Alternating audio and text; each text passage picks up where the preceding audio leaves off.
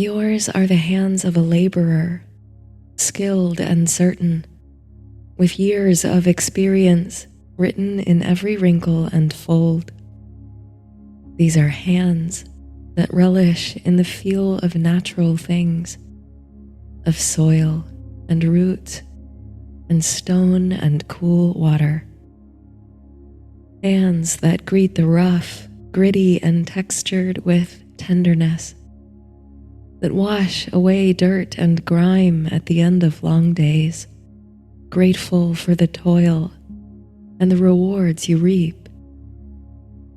To do the work you do, to have those hands deep in the earth, and to see your dreams and designs come to fruition as the seasonal cycles revolve, is immensely fulfilling. You feel as if you are really changing things, setting wheels to turn, bringing forth life and beauty. And every gardener, every landscape designer, everyone who works with natural elements to create environments and experiences has the soul, you believe, of an artist. Instead of strokes of paint, you light up the world with the colors of flowers and foliage. Instead of notes on a harp, you bring the atmosphere alive with the strains of birds, the music of water in a fountain, the quiet flutter of butterfly wings. Instead of words and stanzas, you compose with shape, texture, and path, leading your audience through the poetry of the garden. You love this work and the myriad worlds you create through communion with nature and plants. But you must admit to yourself that there are days when you dream of having softer hands, untroubled by dirt and unroughened by hard work. You dream of weaving words like you might train clematis on an arch, of writing poetry and song as transcendent and wistful as the wisteria vines you love so much. You have the heart of a poet and the hands of a gardener. In your most recent project, you were commissioned to lead the revitalization of an English garden in the country. After the estate changed hands and fell into disrepair, a new owner finally stepped in to restore the property. But along with repairs that needed to be made to the great house, it came with many acres of woodland, rolling hills, and lakes, which once boasted the most exquisite landscape garden in the region. You knew the estate by reputation long before you were contacted about the project. It's long been a fascination of yours. You recall the first time you pulled up to the magnificent estate, its iron gates and facade all overgrown with ivy, picturesque even at its shabbiest, and how strolling through what was left of the garden felt like meeting an admired celebrity or childhood hero. No photograph could compare to the reality of walking the paths, exploring the woodlands. And as you moved through the overgrown, undertended walkways and follies, splendidly Gothic in their ruin and abandonment, your imagination took root, spiraling in 1,000 glorious directions. Never have you felt so inspired, an artist with such an extraordinary canvas on which to create.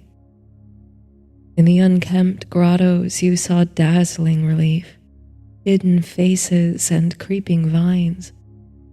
In the algae-covered lakes, you saw diverse waterfowl and thriving bracken. In the neglected woodlands, you saw snowdrops and bluebells, secluded statuary.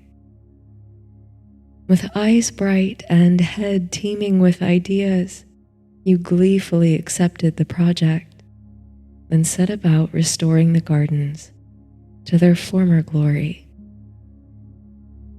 Today, after months of planning and hard work, you stand on the edge of the property's largest lake, now home to a lamentation of swans. On the far bank, well past the swaying reeds, stands the restored rotunda, a pillared pavilion with domed rooftop, rolling hills and evergreens beyond, some of the mature trees preserved and mighty still, others saplings aspiring to the heights of their forebears.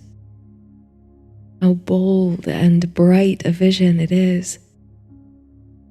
How gratifying to stand among the fruits of one's labor. You owe this spectacle, only a slice of which you now behold, to many others who joined you in the effort. But as the project nears completion, you take in the gardens alone. While your team have a day off to rest before final inspections and adjustments, you've come solo to the estate to survey the work, appreciate the nuances and magic of the landscape without distraction, and experience the garden as it should be experienced.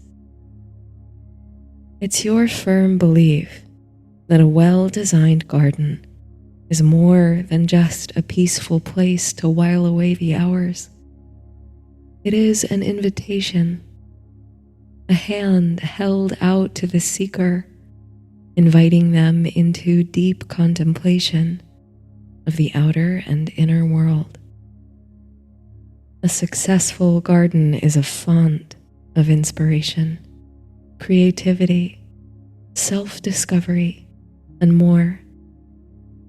That's what you hope to engender with this fully realized property, to surprise, delight, and inspire. And beyond that, you feel the garden is a story. It has characters who move in and out of frame. It responds to seasonal cycles by shedding its layers and building them anew. And it wakens the mythic longings of the seeker. Today, you play the lone seeker, a character in your own winding narrative of flowers, foliage, and fruit. You begin your walk through the gardens just after the aching beauty of dawn, the shifting hues of which still glimmer on the horizon and reflect in the lake. Light is a character in the epic poem of the garden, just as much as any wildlife, visitor, plant, or fixture. She transforms everything she touches, stirring the imagination as she moves. So you move through the dawn-kissed grounds, sweetened by the bliss of solitude and contemplation. Would that you were a poet, able to translate the splendid spectacle of this place into language.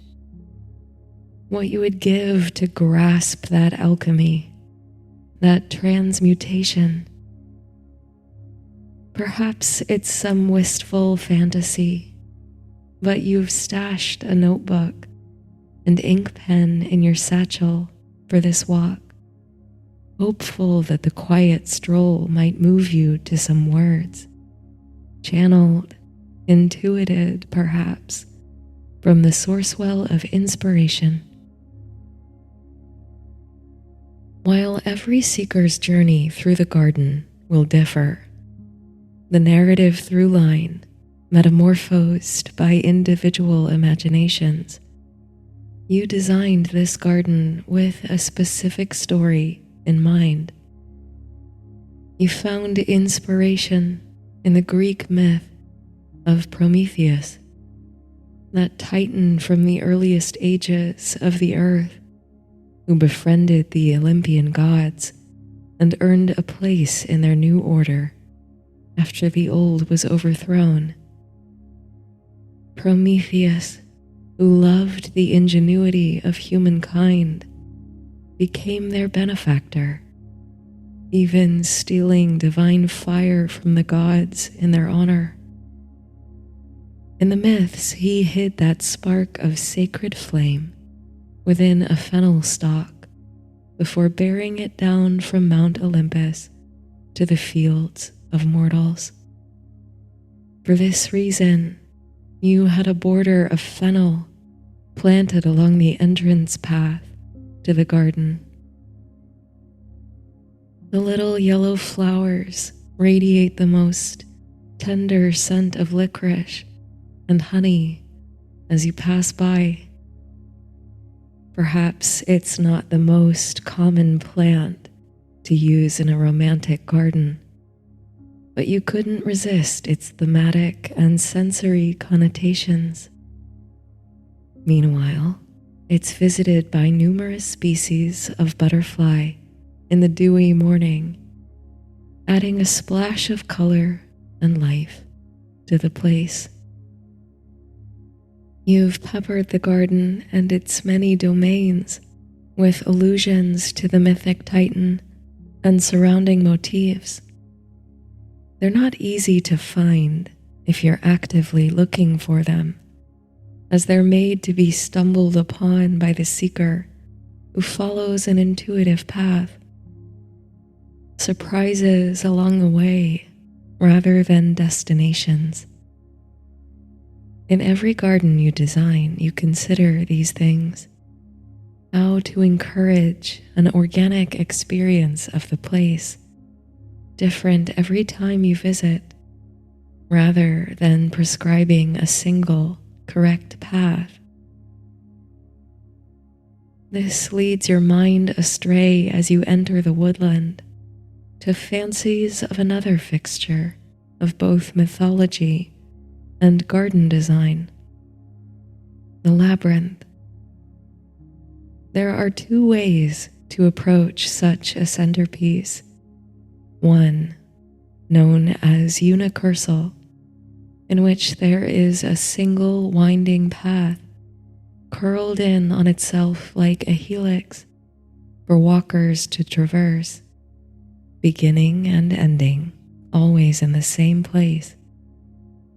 Labyrinths like this can certainly encourage mindfulness, removing the concentration on the physical body and allowing the mind to be absolutely present.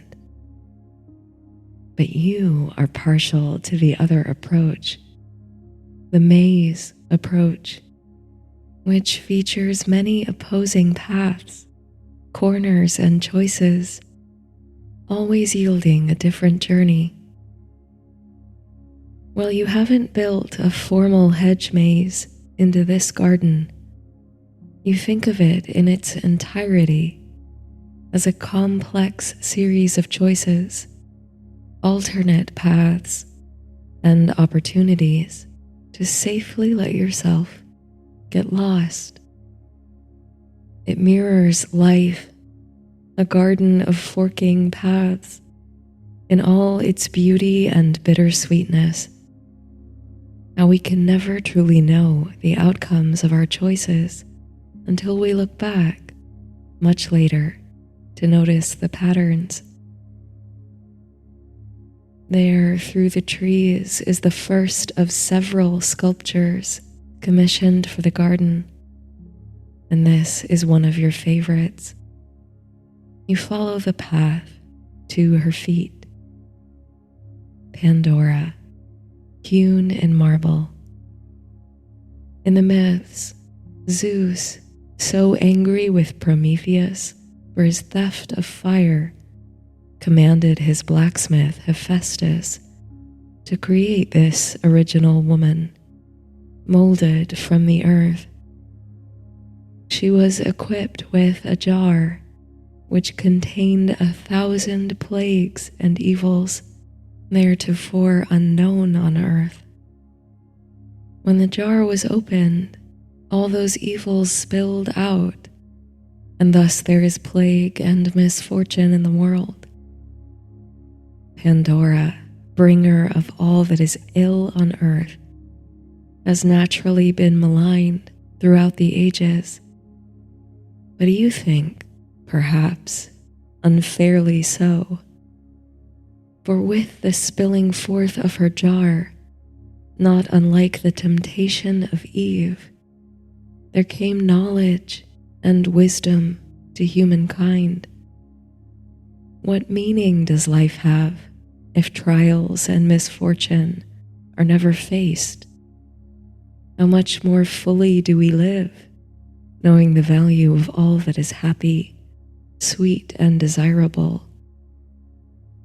In other versions of the myth, she is perceived as something closer to an all-giving goddess, a bearer of gifts of many natures, in some ways a benefactor to humanity in the vein of Prometheus.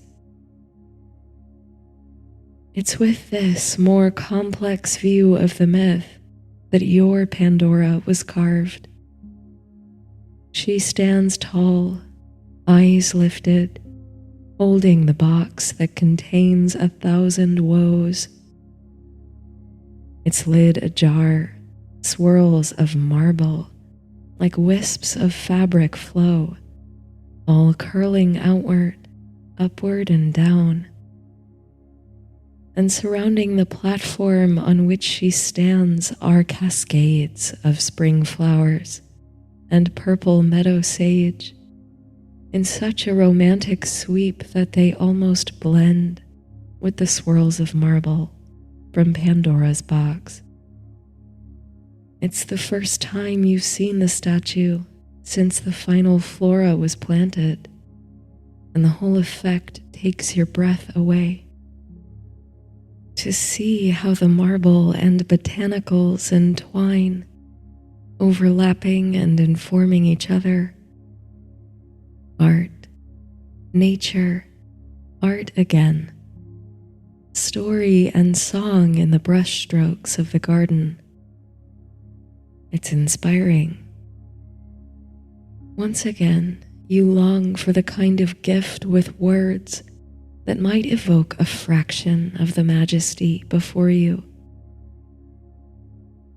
But what is all this longing for, you wonder, if you never pick up the pen and try? What better time than this, your solitary stroll through the grounds, to put pen to paper and see what might come through? What words you could channel through the mystery of the garden. And so, determined, you take a seat where you can see Pandora still, your back pressed against the trunk of a mighty, mature oak that's long been guardian of these woods.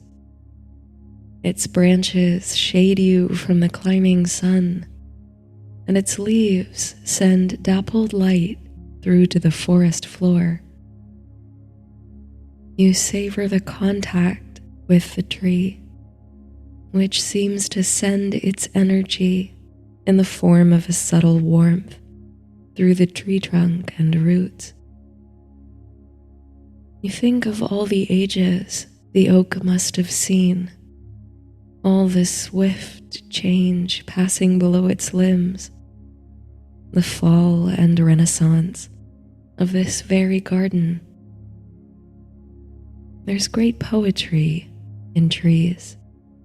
There's slow pace and longevity. You will that poetry to soak through the roots and soil and into your hand. In the shadow of Pandora, you open your notebook to the very first page, blank and waiting, and you scribble the date in the corner to mark the occasion of your dabbling debut. But when you set the tip of the pen to the line, nothing comes. The words do not, as you had hoped, flow like water in a fountain, or flit like butterflies among the fennel flowers. Instead, you sigh in stillness, seemingly unable to push even a line across the blank paper. You turn the pen over in your hands, feeling its smooth curves under your fingers. This instrument, so much more delicate than the typical tools of your trade, the spades and trowels and heavier equipment, feels unknown, untested. You feel for the same kind of warmth that the tree radiates, and you do not find it.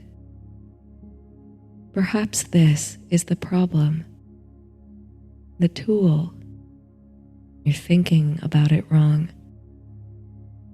As you consider the weight of the pen, exploring its contours, you try to imagine it as a fallen branch of oak or alder, carved smooth by a tender hand. Not a pen, but a wand, an instrument of alchemy and magic. You imagine words spilling from it, falling forth with effortless ease, just as the flowers burst from healthy soil, as the tendrils of Pandora's gifts fall from the marble box. A mid-morning breeze, cool and sweet-scented with flowers, kicks up through the trees, rustling the leaves and sending a shiver down your spine. You close your eyes to savor it, the sensory deluge. Can you catch your poetry, the breath of inspiration on the wind? Might it push your pen across the page, unconscious and connected to some deeper source? The breeze wraps itself around your mind and body with the tenderest touch, like silk ribbons caressing your skin. When you gently blink your eyes open, it seems a cloud has passed over the morning sun, leaving the wood in a pinkish, pearlescent haze.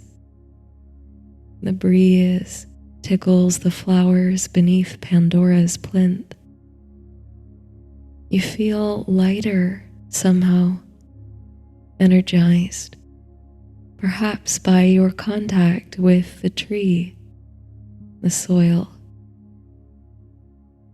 You look again to the pen in your hand, and you find that its curves and contours are less smooth than you recall, that knots and grains run through it, as if it really is a fallen twig of oak fashioned into a sorcerer's wand. You lower your gaze to the notebook that lies open on your lap. Only it isn't there. Instead, there's only a dusting of soil across your legs, sparkling in the pink play of light. And with a whisper of leaves, a flurry of butterfly wings, You know what to do. You know how to awaken the poetic spirit. All this time you've thought poetry was a gift you didn't possess, which was so different, so separate from your gardener's spirit. But now you understand.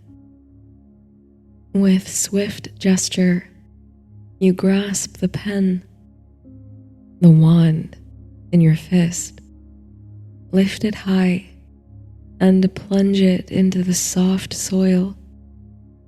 It sinks with satisfying force. What happens next is instantaneous, and yet unfurls with balletic grace before you.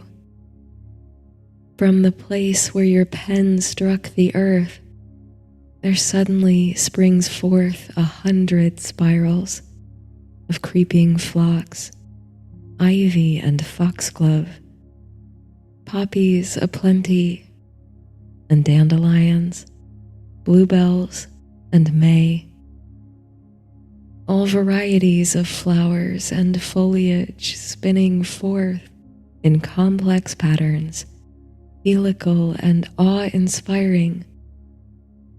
They burst abloom and form more forking paths, unfurling tenderly throughout the woodland and beyond. You rise, amazed to follow, as they unfold over the hills, blanketing the ground in scarlet and white and blush and green. Your eyes cannot feast on it enough, on the abundance and life that spread before you, all bursting like a spring from the impact of your pen. A small white butterfly floats beside you, seemingly dizzied by the explosion of flowers. It comes to land on your outstretched hand, which you bring close to your face to behold the beautiful creature. And now your eyes drink of an even more miraculous sight. For the butterfly's wings, frayed at the edges, are made of paper, and on them are scrawled tiny, elegant words. Wonder-struck, you look to the flowers unraveling below and before you. These, too, to your amazement, are made from the rolled edges of parchment in 100 giddy hues, with countless words curling inward and outward. So you reach down and you pluck a red rose. You must pull the petals one by one to read the script thereupon. Through primrose tufts in that green bower, the periwinkle trailed its wreaths, and 'tis my faith that every flower enjoys the air it breathes. Your heart lightens with the revelation of the poetry and expands as you realize every petal stretching out toward the lakes, the fountains, and the rotunda must contain some seed of sweet language like this. In the petals of bright yellow flowers with skyward heads you find inscribed, "Ah, sunflower, weary of time, who countest the steps of the sun, seeking after that sweet golden clime where the traveler's journey is done." Scribbled on the reeds that sing toward the lake you read, "There are thick woods where sylvan forms abide, and many a fountain, rivulet, and pond, as clear as elemental diamond, or serene morning air, and far beyond." What rapturous language reveals itself to you with each plucked petal, each foraged flower? The poet's breath climbs the wind, and you breathe with it. In the sweetness of an apple blossom you read, "What wondrous life in this I lead. Ripe apples drop about my head. The luscious clusters of the vine upon my mouth do crush their wine. The nectarine and curious peach into my hands themselves do reach. Stumbling on melons as I pass, ensnared with flowers, I fall on grass. And scriven in the bell of a foxglove you find, come slowly, Eden, lips unused to thee, bashful sip thy jessamines as the fainting bee. Reaching late his flower, round her chamber hums, count his nectars, enters, and is lost in balms. How gloriously these paper flowers unwind their labyrinths in the climbing sun. How the vines train themselves to climb trees and trellises, blanketing all in poetry. And you move through the landscape as if through a dream. It seems to ripple and undulate about you like sea life. This is the transformative nature of the garden, you think.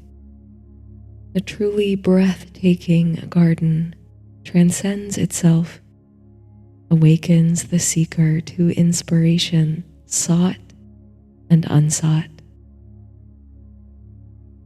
Along the path you come to the restored hermitage, a staple of English romantic gardens. The cottage hangs now with cascades of wisteria and trails of climbing ivy, all paper thin and fluttering in the breeze. It's a place you could see yourself wasting years, decades, piling papers in every corner, filling every page with poetry. You find verses inscribed here too, on every leaf, every lilac flower. Sound of vernal showers on the twinkling grass, rain-awakened flowers, all that ever was, joyous and clear and fresh, thy music doth surpass. The words, wild and wonderful, manifest in every corner of the garden you explore, adorning even the littlest leaves of grass with, "A child said, 'What is the grass?' fetching it to me with full hands. How could I answer the child? I do not know what it is, any more than he."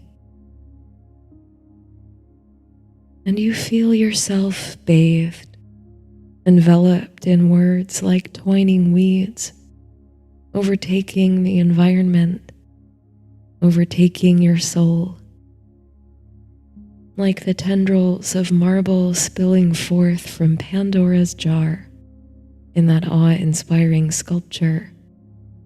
They fill you to the brim with poetic spark and spirit, such that cannot be contained, all from the mighty plunge of your pen, your wand, into the earth, all from the play of your poet's heart and gardener's hands. All manner of myths are written in the curves and coils of the garden. It is alive and always evolving, tuned to the rhythms of a dancing world. At last, you come to what you consider the hidden gem of the garden and its beating heart, the grotto, an artificial cave built into the sloping hillside, lined in rough-hewn rock and designed to feel ancient, unmoving amid the natural beauty of the landscape. Such follies serve many purposes in the English landscape garden. Run through like this one with a cool spring. They are a relief from summer heat, or a retreat for meditation and solitude. A rare interior space in amid the splendor of the great outdoors. And this grotto, which you redesigned in the Gothic style so that it appears to grow organically from the hillside, an entrance to another world, is the home of your Prometheus, the central figure of the garden's overarching narrative, carved in stone, concealed within. The sound of trickling water lays a musical backdrop. Overhead, etched in the stones, are words you carefully chose. Ah, spare my slumbers, gently tread the cave, and drink in silence, or in silence lave. And as you step within the grotto, moist and cool, you find endless vines of paper moonflower thriving here in the shade. On their trumpet petals, more poetry abides. Once again do I behold these steep and lofty cliffs that on a wild secluded scene impress thoughts of more deep seclusion and connect the landscape with the quiet of the sky. Now inside the cave, rocks aglimmer with the rippling waters of the pool, you behold the statue of Prometheus. Like your Pandora, he is grand and elegant, heroic in his complexity. The expression on his face is the picture of 1,000 unsaid words and longings, and clutched in his hand the torch of fire, stolen back from the greedy Olympians to share with humanity. With endless verse ringing in your head, rhythm and song alive throughout your body, you marvel at the majesty of such a figure, the beneficence of such a gift. The Titan who braved curses and eternal punishment to bring fire to the mortal plane, to sustain humankind. Fire, the ember, the spark, and people with their hands in the earth, sowing and harvesting their crop, giving their all, only to sustain life and species. The gift of fire was more than sustenance, more than a tool. It was new breath, new spirit. It was inspiration and change and transformation, the catalyst of movement, wonder and transcendence. It made and makes the earthly into the ethereal. Fire is poetry, the transformative spark that connects the earth and the air. Your laborer's hands, your blithe spirit. You stand at the feet of Prometheus, humanity's great benefactor, in the inner sanctum of this, your wild, wondrous creation, and surrounded by a swirl of potential poetry.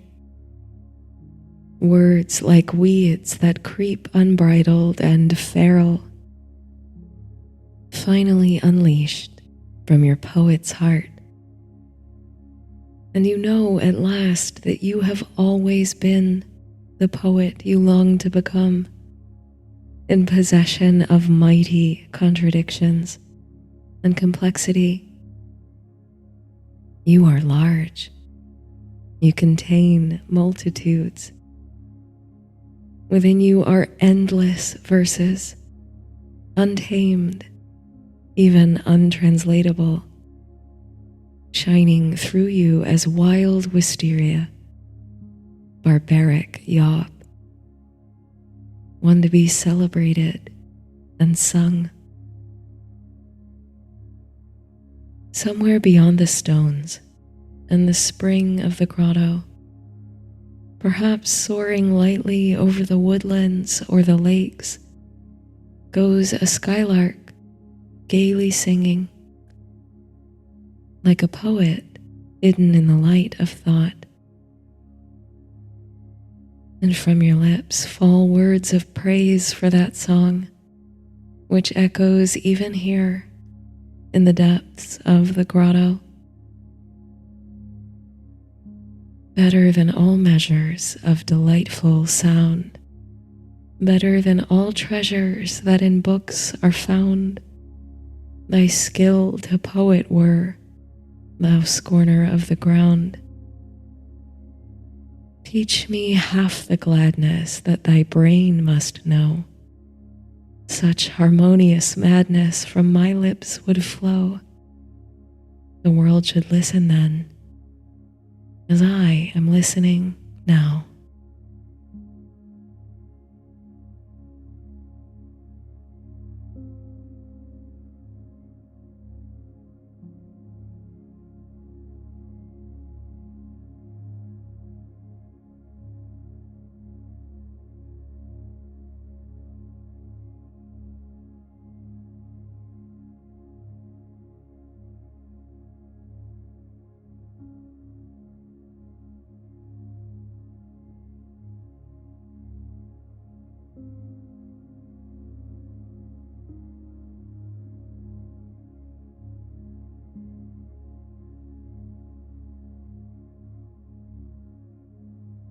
It's been a while since you woke in the middle of the night.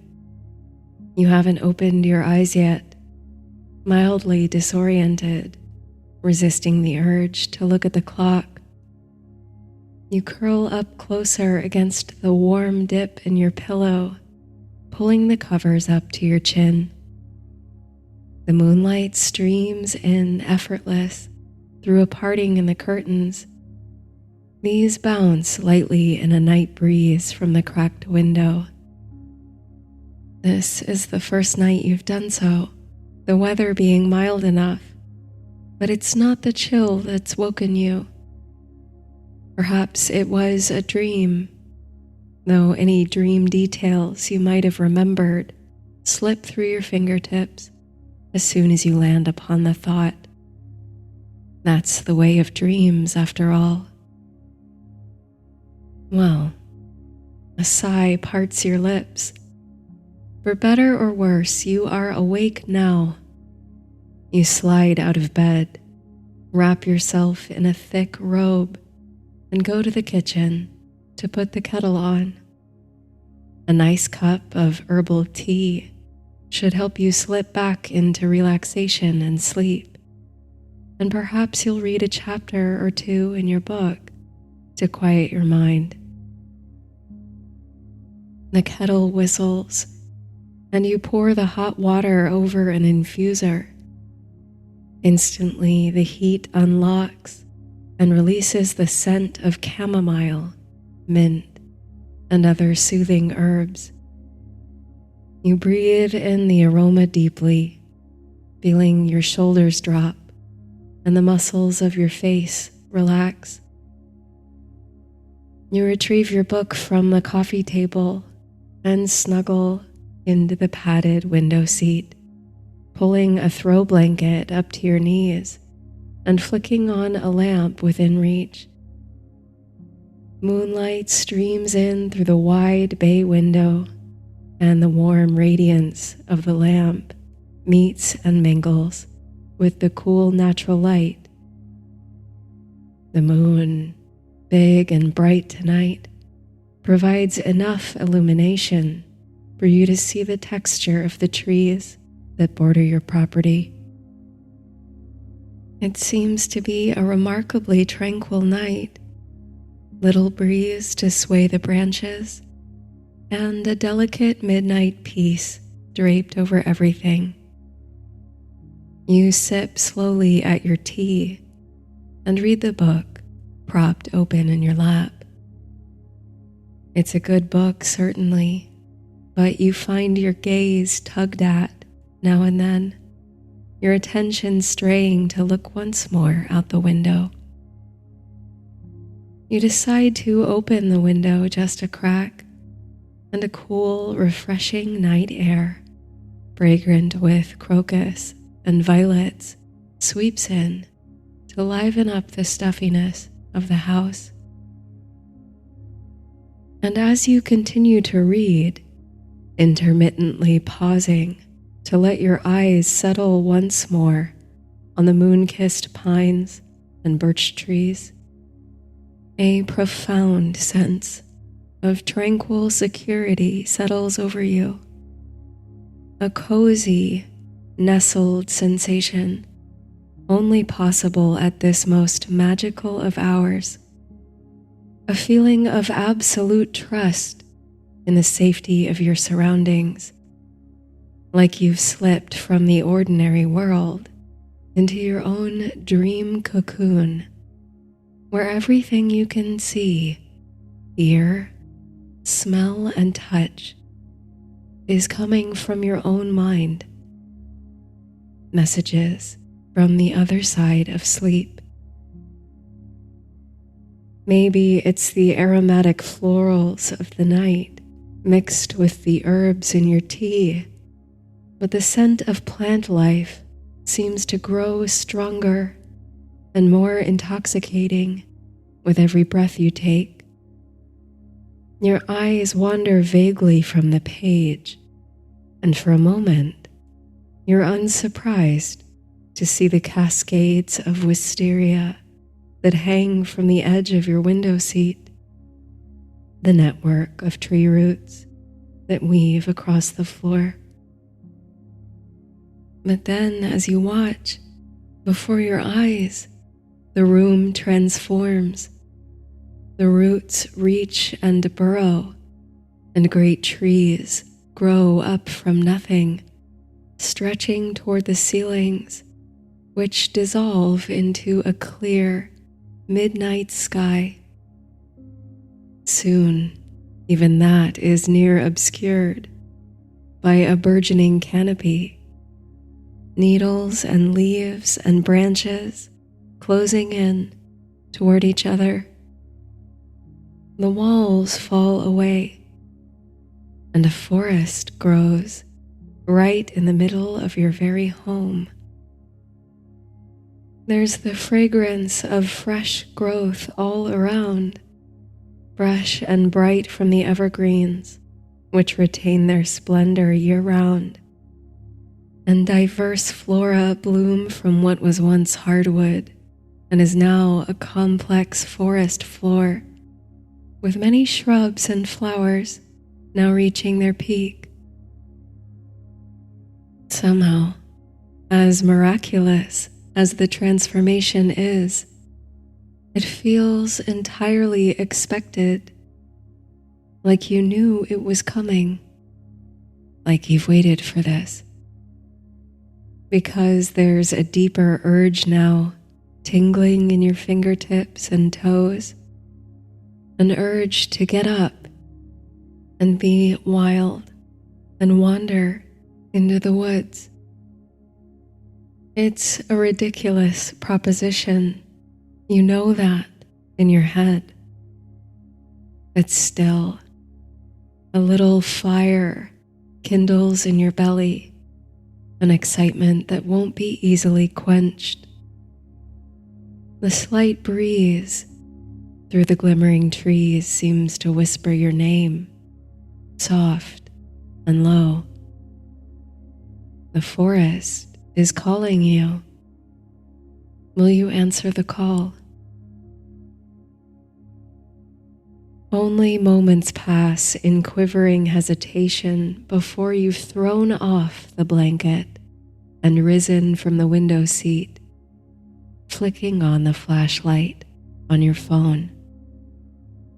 Your mug of tea, still steaming, waits unfinished there, along with an open book. Tonight calls for a greater adventure. You breathe in the invigorating night air and the wash of silver moon glow. The satellite is just a few days short of full, and it seems to hover only inches from the tops of the trees. You can almost feel the moonbeams dust your cheeks and hair. A moon like this, you think, is symbolic of potential, growth, continuation, and fulfillment. And the pines, all midnight green and silver tipped, wait before you, the beckoning threshold. Stepping between them feels like crossing an invisible boundary. There's an energetic shift that's palpable, as if you've entered another world entirely. The moonlight falls on soft ground, last season's fallen leaves, all decomposing, and freshly shed needles of pine and fir. Under dark skies and a silver moon, you exercise the same restraint and respect you always carry when you enter natural spaces, watching to the best ability where you step, leaving habitats as undisturbed as possible, making little noise in deference to the more than human inhabitants of the wood. The forest comes alive at night, you reflect. Every rustle or scurry carries the weight of presence, of being. You feel yourself observed, but the sensation is not at all unsettling. In fact, it's indescribably comforting to know you are watched over by the eyes of the forest, the ancient guardian trees, the flourishing plants, and the nocturnal animals. In time, you find that your eyes have adjusted so well that you hardly need the light of the flashlight. Just as an experiment, you try turning it off for a moment. There's a split second of what feels like total darkness and stillness and sacred solitude before the most surprising spectacle materializes. There, near your feet, speckling the sides of the trail you walk and stretching out further into the forest, are little glowing lights. It's a mesmerizing bluish green, phosphorescent, and nearly pulsing before your eyes like tiny, cold fires. And it's not only at your feet, but there are hints of it from the branches of nearby trees. The sight fills you with such childlike amazement that you think it must be a sign of some supernatural guide, as if some good fairy sprinkled footlights through the forest in anticipation of your coming to light your way and keep you safe in the night. But when you bend low to inspect the source of the little lights, uncovering its perfectly natural explanation, you are no less awed by the wonder of nature. The lights are coming from a cascade of glowing mushrooms which pepper the path so diligently that it's hard to think they weren't placed there with a purpose. The lights from the trees are from clusters of the same, which cling to branches, shedding their own luminosity. What's the word for this phenomenon? The specific form of bioluminescence emitted by forest fungi. Foxfire, you think? Or fairy fire? The terms conjure swirling images of folkloric creatures. You find yourself squinting through the darkness, wondering if you can peek beyond the visible world to see the gnomes and pixies dancing in the wood. This would be the night for such fairy gatherings. And the fox, who plays an important role in folklore from across the world, would fit in nicely among the magical beings. Whether they are tricksters, shapeshifters, or mystical guides, foxes have always held your fascination. Coming face to face with one, rare as it is, always feels entirely magical. So this phenomenon of bioluminescent mycelia, which is still not fully understood by the botanists and biologists who study it, carries a name that's commensurate with its heightened mystery. Your mind preoccupied with musings on fairies and the folkloric fox, it's natural that you might imagine seeing a furry, reddish face in the dark spaces between the glowing mushrooms. Forests, even ones that magically spring up inside houses late at night, have a way of playing tricks on lonely wanderers. But there's the rub. It doesn't seem to be a trick.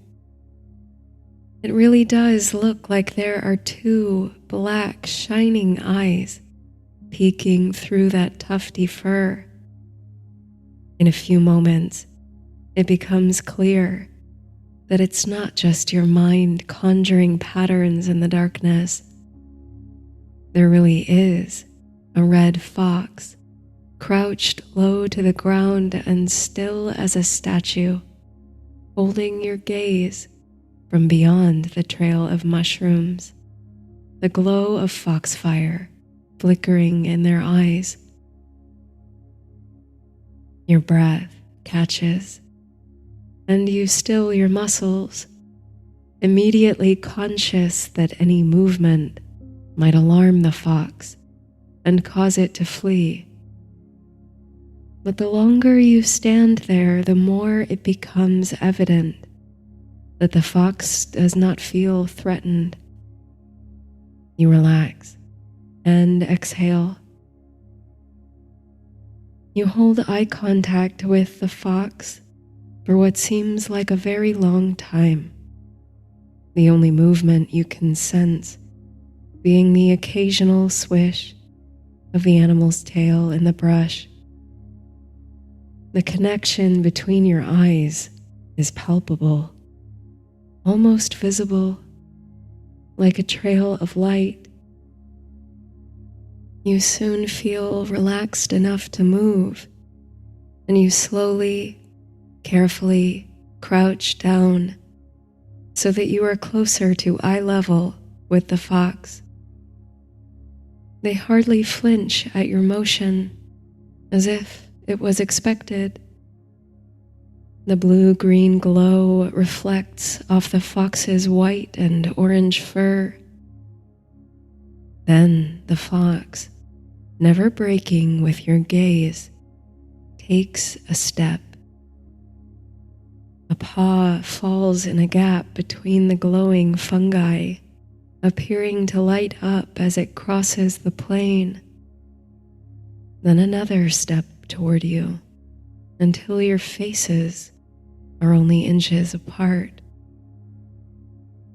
You've never been this close to a wild animal before, and the connection between you feels intense and mysterious, like you've known each other's souls forever. You feel so earnestly attuned to the fox that it's almost unsurprising when the animal opens their mouth to speak. "I know why you've come," she says, "to the forest, for I was one of the voices calling your name." You wonder for a moment if waking in the night, brewing the tea and finding yourself in the midst of all this sudden growth, if all of it could be a dream in which you're still embedded. The night has had the surreal quality of a dream, and yet the sights and smells of the damp earth, the feel of the soil beneath your feet, it all feels so impenetrably solid, so potent and present. You're dancing in the mystery of a nocturnal world, unsure which side of the veil you traverse. You make your reply to the fox. "The forest came to me," you say. "It grew all around me, right in the middle of my living room." "And you took the first step," she responds, "which means the forest chose well." "The forest chose me," you ask. "The stars were right," she responds. "Only when they fall into just the right pattern, and the moon skims the branches of our trees just so, we creatures of the forest gain new voices. We can communicate with an ally we choose." Your eyes float upward to the breaks in the branches. Indeed, here moonlight sneaks through the canopy to fall like silver strings. You can see some stars, too, blinking bright against the darkness. It's an exceedingly clear night, one when the celestial bodies appear close enough to kiss, and you can feel the immediacy of your place in the cosmos. You wonder if this is a specific forest, one you've wandered before, or if it's something more mysterious. The idea of a forest, the apotheosis of all forests. A sense of immense honor settles upon you like a crown of leaves. To think you've been singled out by the spirits of this place. "I speak on behalf of the forest," says the fox. "You will meet others who can do the same if you continue to walk the path. We've watched over you in every wood you've ever walked." "You have?" you inquire, imagining the network of tree roots communicating with each other across time and space. Very few who cross into the still wild spaces of this earth do so with the same reverence. The forest chose you this night because we see you as a friend, as kindred. The fox's words touch your heart. A slight breeze whispers through the trees at this moment, tickling the back of your neck. You can hear the sound of your name, you're sure of it, between the leaves. And so, the fox continues, on this night, while you walk safely within our moonlit world, you will meet the voices of the forest. Each of them, myself included, will answer one question for you. The mysteries of the wild are yours for the questioning, traveler. You are aware now acutely of the multitude of spirits in this wood, the seen and the unseen. Birds in the trees, insects in the dirt, the cocoons and chrysalises clinging to the branches, the roots beneath your feet, and the networks of plants. You wonder what else, who else will speak to you on behalf of the forest. And more urgently, you ponder what your first question should be. What wisdom do you seek from the fox? Surely there are many secrets the fox harbors, secrets that have made her species fodder for so much myth and folklore. Trickster, guide, shapeshifter. With her ability to slip unseen through forest and city alike, she must be witness to mysterious and wonderful things. Yet, she is one of the quietest of animals. She keeps her own country and remains tight-lipped. Considering this, your question at last arises. Why is the forest speaking to me through you, who are commonly silent? The fox's eyes slowly close, then open again. Somehow you have the sense that it's her way of smiling or expressing contentment. She speaks. I reserve my voice for those occasions when I cannot stay silent, she says. The forest knows this. In choosing carefully how and when to speak, I ensure that my counsel falls not upon those unwilling to listen. To mediate for others and for my kin of the forest is my great honor. You take in the fox's answer. Diplomatic as it is, there seems to be a kernel of wisdom housed in it. The notion of reserving counsel for those most likely to listen and being a voice for the voiceless. You will take some time to digest her words. Somewhere deep in the wood, an owl hoots softly. Your next answer lies that way, says the fox, turning her head down the path in the direction of the sound. Follow the lights. Thank you, you offer the fox, but she dashes off into the darkness of the wood before the words are out of your mouth. You're left wondering if the interaction was real, but then the tender hoot of the owl sounds again, and the spell of the forest weaves itself around you. You rise to your feet and move down the trail, following the foxfire glow. It isn't long before you find the next guide, whose white feathered face shines like the moon itself on a high branch.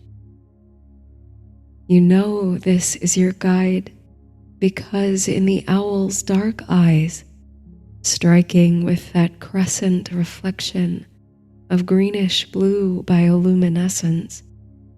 It's like you can see the whole dark forest mirrored. Another soft hoot settles in the air around you, like a soothing elixir for the soul. You gaze reverently up at the beautiful bird, with its streaked brown and white plumage.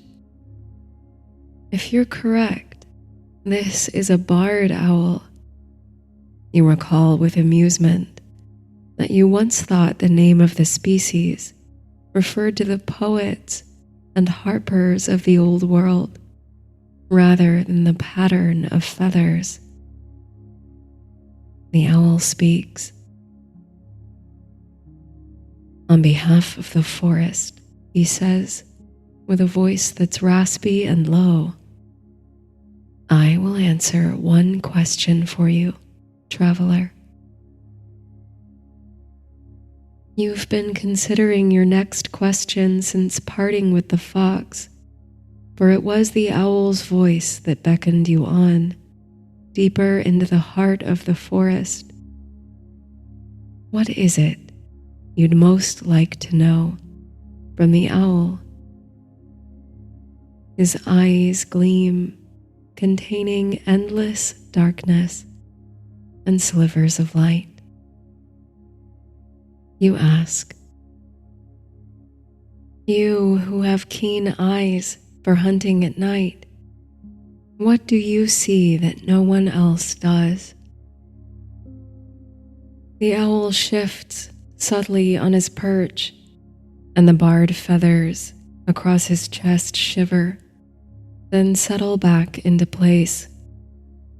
He answers, much has been made about keenness of sight, the gift I was born with. My eyes can perceive fine detail, minuscule motion, and grand vistas all at once. I can see the center, the above, the below, and make out the tiniest mouse scurrying beneath the leaves under cover of darkness. When the night is clear and the wind is right, my sight can ride along its stream, and I can see beyond the mask of mortal vision. All of us are born into this world with our unique gifts, but I will tell you something not many know, the true secret behind the keenness of my sight. You lean in closer, eager to hear the owl's secret wisdom. From the sharp-eyed eagle to the blind mole, all of nature's creatures can come close to the kind of sight I practice. For it is not the shape of my eyes alone, nor the width of my perspective, which yields discoveries in the dark. It is stillness, the patience to stand unmoving, to surrender to observation. Stillness tunes one to the frequencies of the forest, grants access to higher energies, and yields motion in others. Practice it well, traveler, and you may find that your own sight unlocks. Standing there beneath the owl on the branch, you try to let your own eyes fall into a wide, soft focus, allowing your body to embrace the kind of stillness he describes. You become very aware of the regular rhythm of your heartbeat, the rise and fall of your chest as you breathe in and out, and the subtle twitch of your fingers by your sides. Even the vibrations of the ground beneath your feet are palpable here. True stillness, it seems, is harder to achieve than you might have thought. But even here, in bringing your body and mind together toward a slower, more deliberate pace, in decelerating toward the peace described by the owl, you find that you can perceive more. Your peripheral vision widens as you choose not to focus solely on what is straight ahead.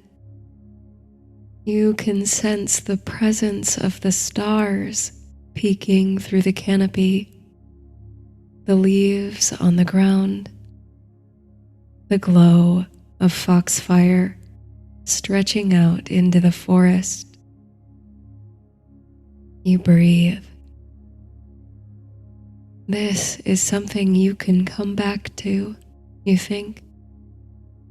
A practice of stillness and observation. You thank the owl for the gift of his wisdom.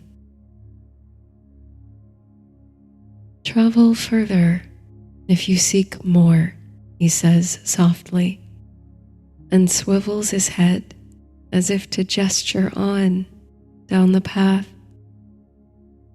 Then, with the swiftness of the fox before him and a near silent whistle of wings, he is gone.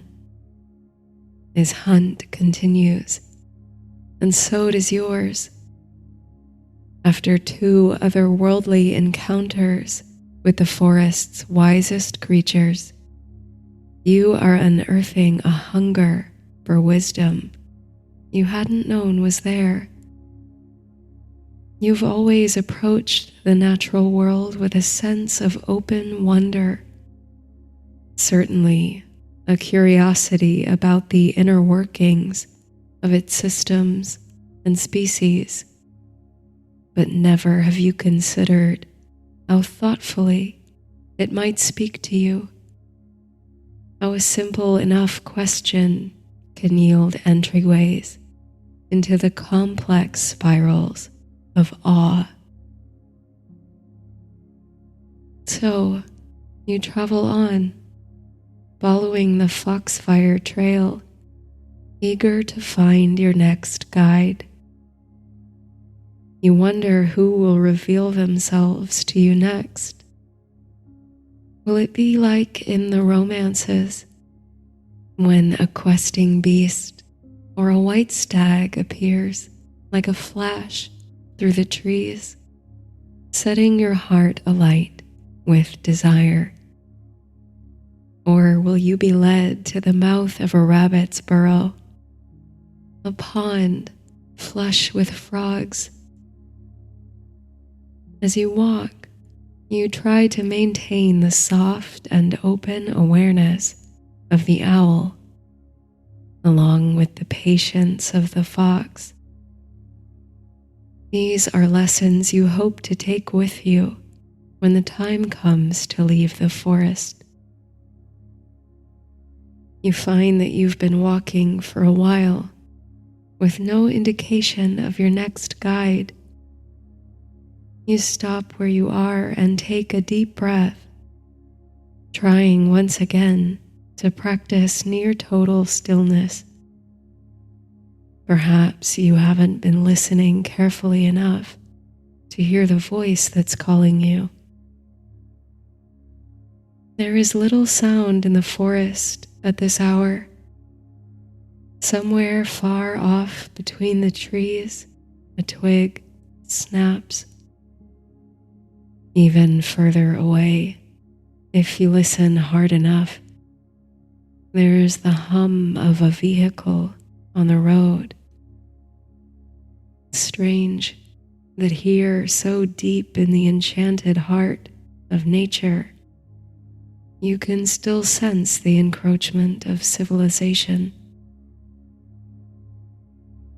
You widen your gaze, softening your eyes, trying to take in all that's around you. Foxfire dabbles the path. And then there is a shimmer that you did not notice before. Something glints in the strings of moonlight, something that clings to the gnarled oak that overhangs the trail. There, glistening like milk-white pearls, are what look like berries. Around them curl silvery green leaves and foliage. They stand out against the textured brown of the tree's bark and in contrast to the familiar shape of an oak leaf. There is something different, something that entwines around the branches of the oak, making a home from the tree. You've seen ivy creep around the base of great trunks before, but this plant, with its peculiar white berry, is new to you, at least in such a setting. Then it comes to you what the thing must be, and you feel almost silly for not recognizing it at once. It adorns doorways and thresholds all throughout the winter months, doesn't it? It's mistletoe. Here it's wrapped its roots cozily around the limb of the oak, so they form a tight bond. Its leaves flutter gently in a quickening breeze, which kisses your shoulders on its way. There's something about the way the moonbeams skim the white berries that you can't look away from. And then you hear, ringing like a tiny bell, a voice. Is there a question you would ask of me? The query seems to come from within your very mind, but these are not the echoes of your thoughts. This is the whisper, you realize, of the mistletoe. It is your next guide. You've never spoken with a plant before, you think with amusement. Nothing about this night is ordinary, but the forging of a connection with the plant world feels to you the most foreign event thus far. It stirs and wakens a wisdom within, like a kind of cognition you'd forgotten you had access to. You observe the interconnectedness of the mistletoe and its branch, and you wonder about the nature of the relationship. Is it one of mutual benefit or of parasitism? How did the mistletoe come to curl itself round the oak? And what, you think, is the way to ask that might yield the purest insight? You pose your question aloud. What is your place in the forest? The oval leaves quiver momentarily in the breeze, then return to stillness. Then the mistletoe's small, clear voice rings again in your head. Long ago, a bird nibbled at the berries of my great-great-grandmother plant, far and away across the world. The bird migrated and brought with it seeds, which grew into leaves and berries and clung to the apple trees on the Isle of Avalon. And by that same process, my many brothers and sisters and cousins were born over great distances and left to grow entwined with trees who whispered their secrets to us. We became oak-wise, birch-knowing, alder kin. We came to know how our firm grasp causes harm to our hosts, and many branches were felled by our hands.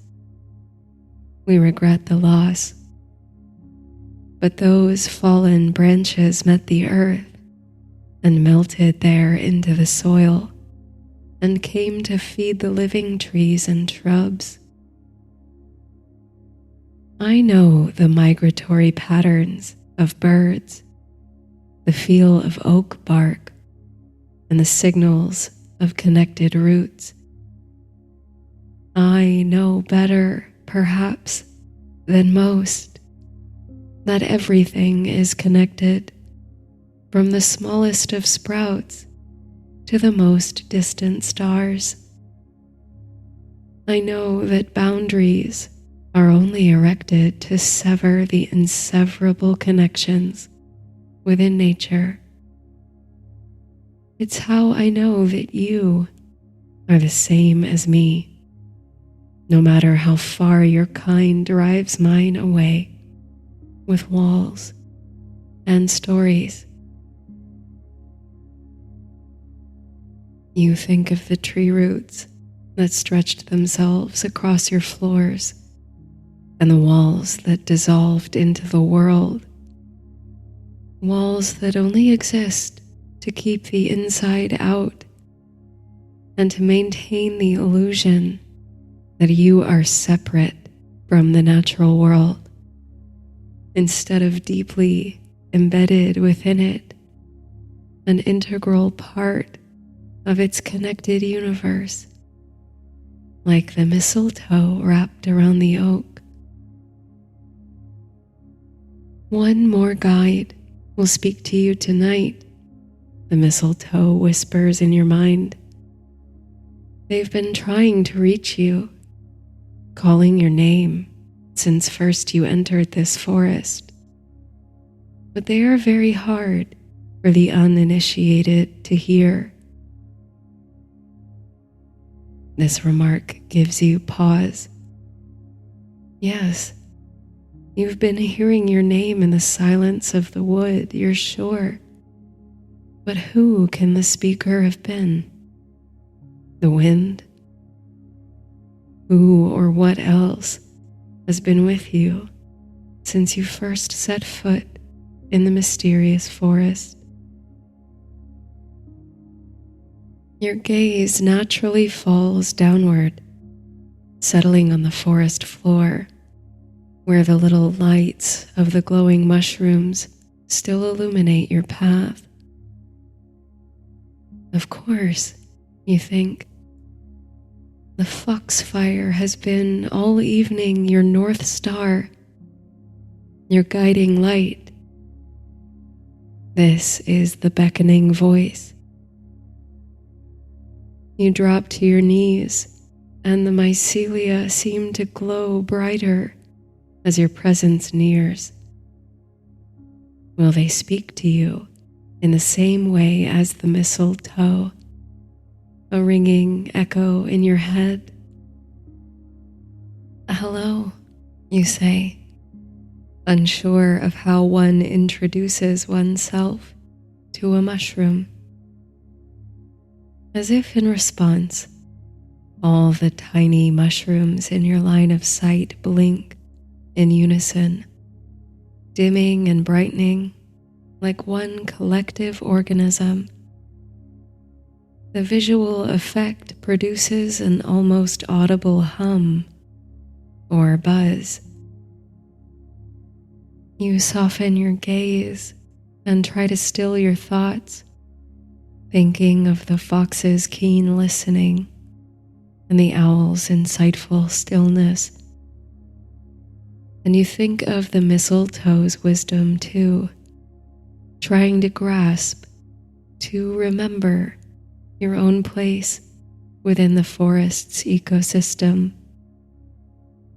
Perhaps, you think, By combining all these ways of seeing, hearing, and knowing, you will come to understand the message in the foxfire. You press your hands to the soil, feeling the cool and satisfying texture of the fallen leaves there. Instantly, the connection you feel intensifies, like you've plugged in to an energy source. You let the question form in your mind. It's a simple question, but you feel like you can't let the opportunity to understand the answer pass you by. Why do you glow? You ask the mushrooms. And you wait, and you hope you can decipher the subtle shifts in the foxfire glow. But you find it's very simple. With your hands to the earth, your focus soft and your senses peaked, the answer comes through decisive and clear, like sound waves pulsing up through your limbs to resonate deep within you. A secret language in which you'd forgotten you were fluent. When your children learn to draw, hums the foxfire, with their fingers still undisciplined. It's only lines and scribbles. The songs of their souls are still so abstract, and here the glow shifts with a burst of frenetic energy, as if your guide is unleashing a joyful and unbridled bellow. The message continues. I saw a star once and wondered why it shone, but it wasn't for me to know. I brought romantics to the woods and was mistaken for a ghost. Fairies nested in my aura. If you or your kind had your ears to the ground, you might understand. I am still testing my light, refining my rhythm. I am young, like the earth, and I don't know yet what I'm capable of, what I can create. Neither do you, little traveler.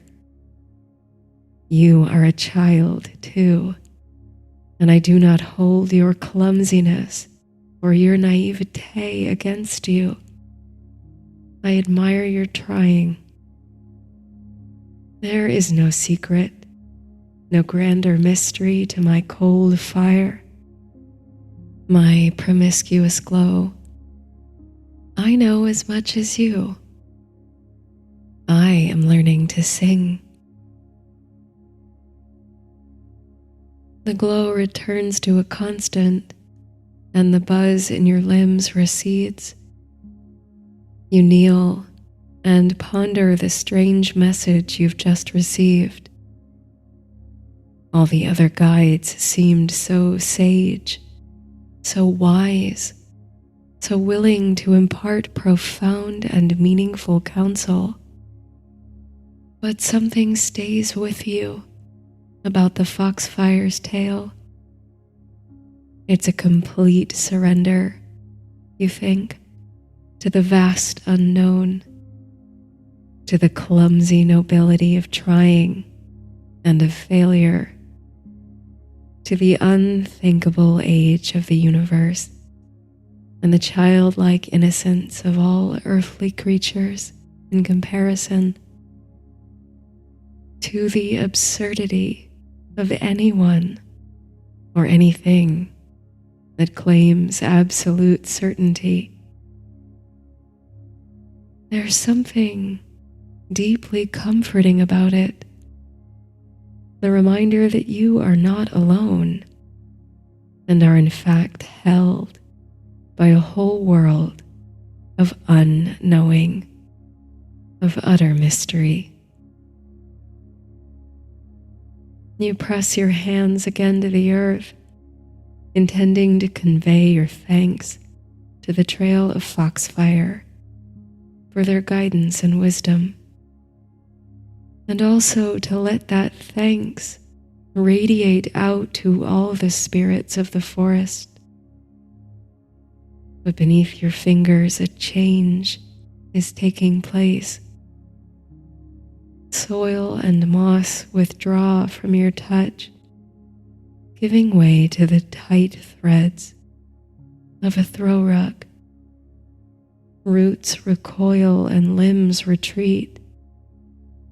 Trees unmake themselves, and glowing mushrooms shrink from view, disappearing into the ground. The stars blink out overhead, and the moon disappears, the night sky replaced by ceiling beams. The walls rematerialize. You're back in your living room, in the cool blue light of midnight, with a tender breeze sweeping in from the open window. No more wisteria overhangs the dormer, where your book lies open to the page where you left it. Wisps of steam still rise from the mug of tea, scented with herbs. All is as you remember at the moment you first stepped into the mysterious wood. Oh, but you are changed.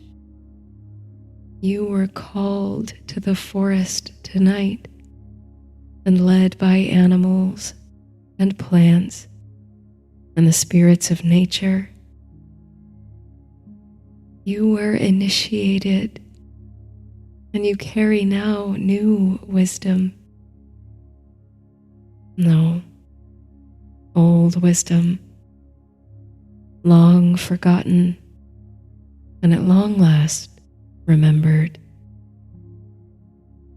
Something stirred in you tonight that had long been sleeping.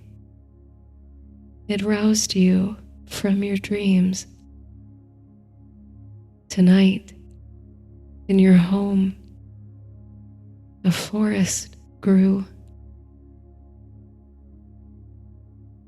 You finish sipping your tea, feeling the welcome waves of sleepiness come over your body and mind. You climb the stairs with visions of foxfire in your mind. Your gaze is soft. Your senses are open. Your mind is clear. And you surrender to the unknown, to your place in the natural world, to sleep.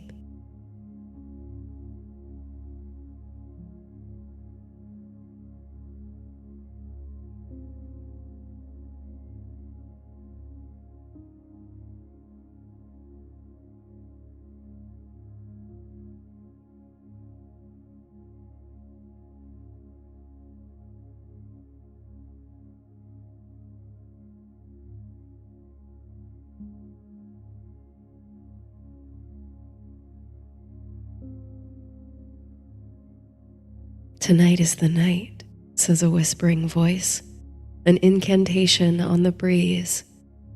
Tonight is the night for flowers. Tonight is the night for frolicking. Tonight is the night to work in the light of the moon. All down the day in the lazy, lengthening sun, it echoes like a drumbeat in the mind.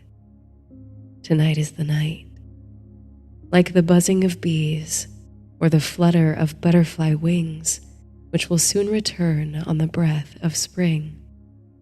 Tonight, tonight, in the light of the alder moon. For half a turn of the earth you've sheltered long inside, cocooning yourself in the warmth of the hearth. On crisp, light days, you've walked on crunching leaves, admiring spindly, bare-limbed trees, even let your feet fall on powdery snow. But always, you've nestled back into the comfort of four walls, toasty by the fire and safe from wind and weather. Now, as the earth softens, frost melting from the soil, you can feel yourself softening too. The buds are breaking open on the trees, seeds sprouting in the ground, and familiar bird songs return to the sky.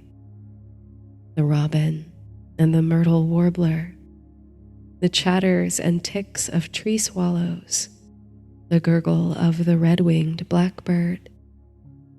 Spring, they sing. Spring is come.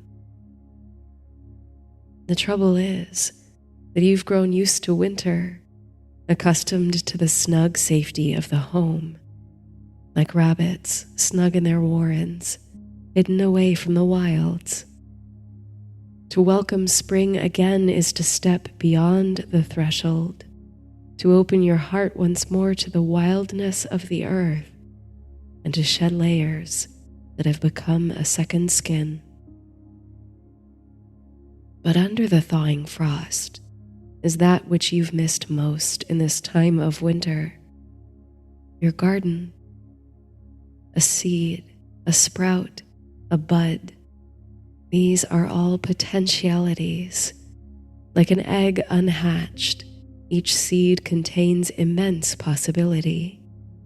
Each sprout is only at the beginning of its journey, but it is imbued with the natural wisdom and magic of seasons past, or of the elder plant that shed it. A chorus of questions come with spring. What will bloom? What will return? What will wither in the ground, never growing to fruition? It takes courage, you think, to be a plant, to break free of the seed shell and leave the warmth and safety of the soil, to coil upward toward the sun, to flower and to bear fruit, knowing you put yourself at risk of pelting rain and snow, or dry weather and sustained heat. It takes courage to grow. You brew a pot of tea made from winter herbs harvested and dried. Sage and mint whisper forth on spiraling steam, fresh and savory. You sip it slowly, blowing on the hot water to cool it, enjoying the end of your homemade winter tea mixture as you pass the time till dusk. It's your own personal tradition, a valued ritual to welcome the spring by night, planting seeds in the silver of the full moon rather than by the golden light of day. And so close to the vernal equinox, when the day and night are equal measure, the full moon commands great magic. It is an auspicious time for sowing, for cultivation, and for rebirth. The rest of the day is spent baking fresh bread, the scent of which conjures immediate coziness and feelings of abundance, sweeping the hearth to clear out the dust and stagnant energy, and reading a few pages from a book of poetry. The poems resonate with the voices of the natural world, of impossibly deep roots, of the irresistible call to migration, of the sublime majesty of mountains and lakes. You are ever conscious these days of the stretching daylight, the added minutes each day in which sunlight lingers, as though holding fast to the horizon, aching to see only a moment more of the earth's beauty. The quality of light is changing too, every day, stone gray melting to halcyon honey. The moon is visible long before twilight, like a reflective disk over the trees, a blank space overhead that's perfectly round, imbibing the active light of the drooping sun. When dusk approaches, you notice the rustling of leaves and renewed activity in the shrubs round your cottage. You spot 2 little brown rabbits, almost spherical in shape, grazing near the green-stemmed forsythia, which is just beginning to bloom with delicate yellow flowers. When they become aware of your presence, the rabbits scurry out from beneath the bush and out of sight. You smile.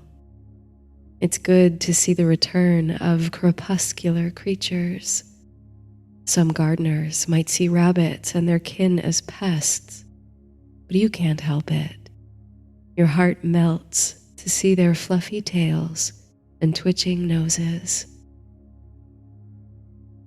At last the sun sets, leaving traces of violet and orange to linger in the sky before deep blue darkness takes over. You've had a little supper, accompanied by the still warm bread fresh from the oven. A bit of homemade elderflower syrup in your evening cup brings a wave of soft contentment over you, but heavy sleepiness remains at bay. It's time, whispers the little voice inside. It's time to shed your skin. You fill a basket with supplies, seeds, and gardening tools. You carry a small lantern to light your way. Stepping out the back door of the little house onto the stone walkway, which it seems was so recently blanketed and entirely obscured by snow, you make your way under the garden arch. It drips with evergreen clematis, now sprouting buds of the white flowers that will soon open to the world. The hanging leaves tickle your face. Beyond the arch, and surrounded by borders of rich green holly, is the moon garden. You feel an almost immediate sensation of opening or unfolding. It's as though you've passed from ordinary into sacred space, and your mind and body have unfurled like the dew-dappled petals of a rose to greet it. Somewhere in a nearby tree, a mockingbird is trilling sweetly. He's singing a song to the moon, you think. The moon tonight is surely one to elicit song. It climbs the horizon's ladder with pale and pearlescent brilliance, nearly dazzling as the sun. Just now, you can see it cresting over the hedges, a nightcap on their deep emerald, but its glow falls effortlessly upon the garden, reflecting on the silvery artemisia. Since you last set foot in this soft and sublime place, untamed ivy has climbed the stone garden bench in a way that's rather picturesque. But the ivy and wormwood are all that thrives tonight, so early in spring. There's much for you to do in concert with the moon. You find yourself humming a little tune as you set about your work, a tune with no discernible melody and no repeated phrases, but a winding and wistful one that climbs the night air like unruly ivy, from your lips to the moon. With every seed you sow in the soil, you plant an intention too. Every seed is a spell you cast in the earth, an offering to nature and her myriad spirits. Over your shoulder, the moon is rising high over the hedges. You don't even need to see it to feel its presence, for its light bathes you in cleansing coolness, falling on your shoulders and hair like a gentle mist. It feels good to have your hands in the earth again. It's cool and rich to the touch. Your fingers meet the soil with warmth and love. Moonlight dances across the ground and in the place between your fingers, nourishing the soil and the seeds therein. You feel a timid thrill as energy trickles from your fingertips like water, infusing the earth and blessing the seeds.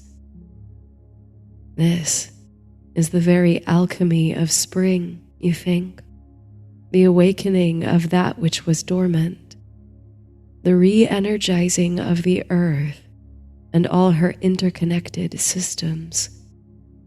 And you, scatterer of seeds, mindful and deliberate gardener, are a catalyst of sorts.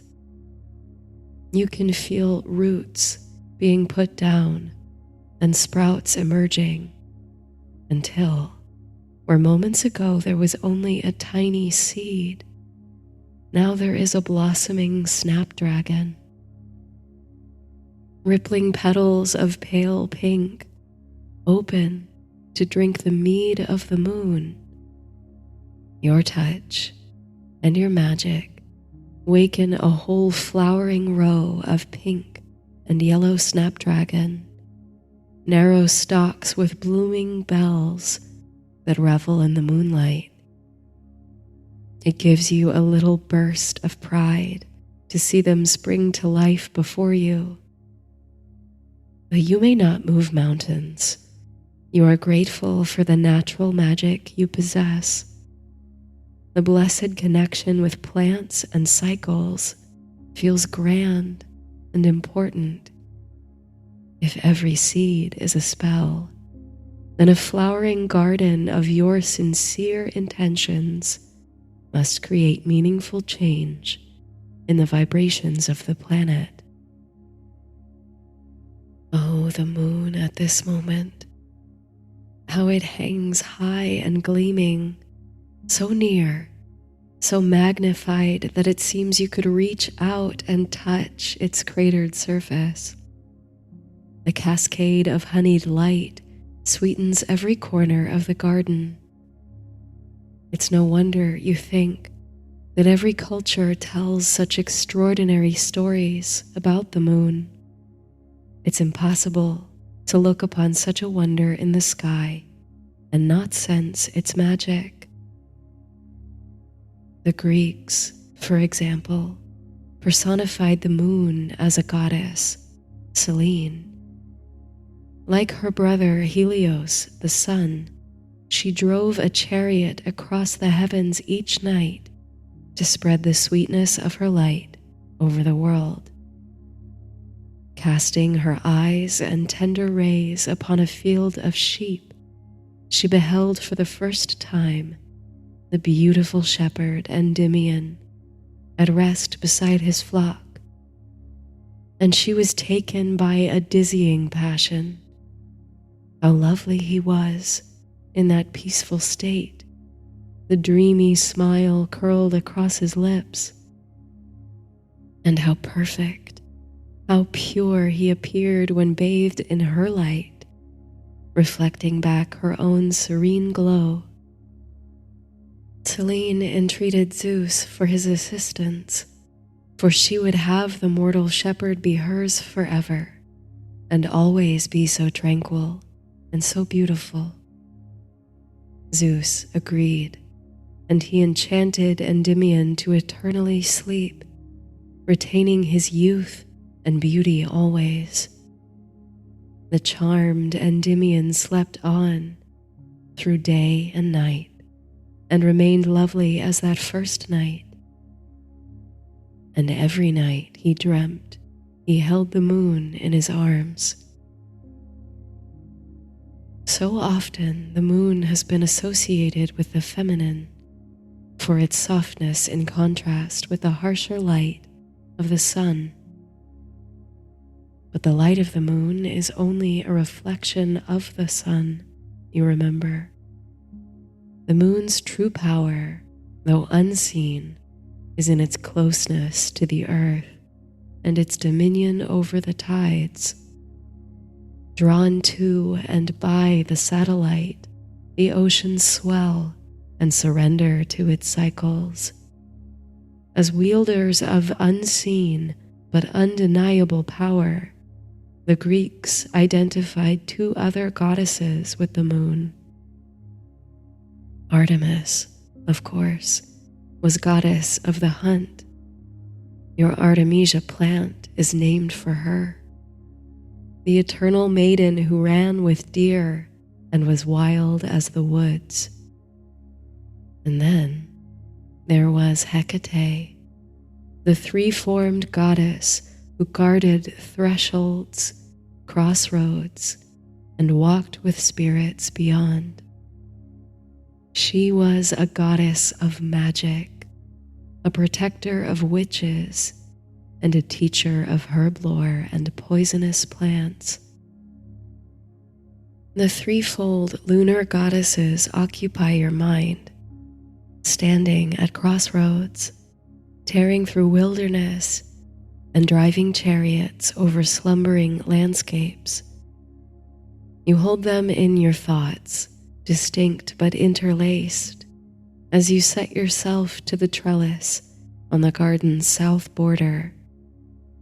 You must tiptoe over the pale yellow blooms of evening primrose, which must have crept into the garden through pollination in your absence, for you never planted them.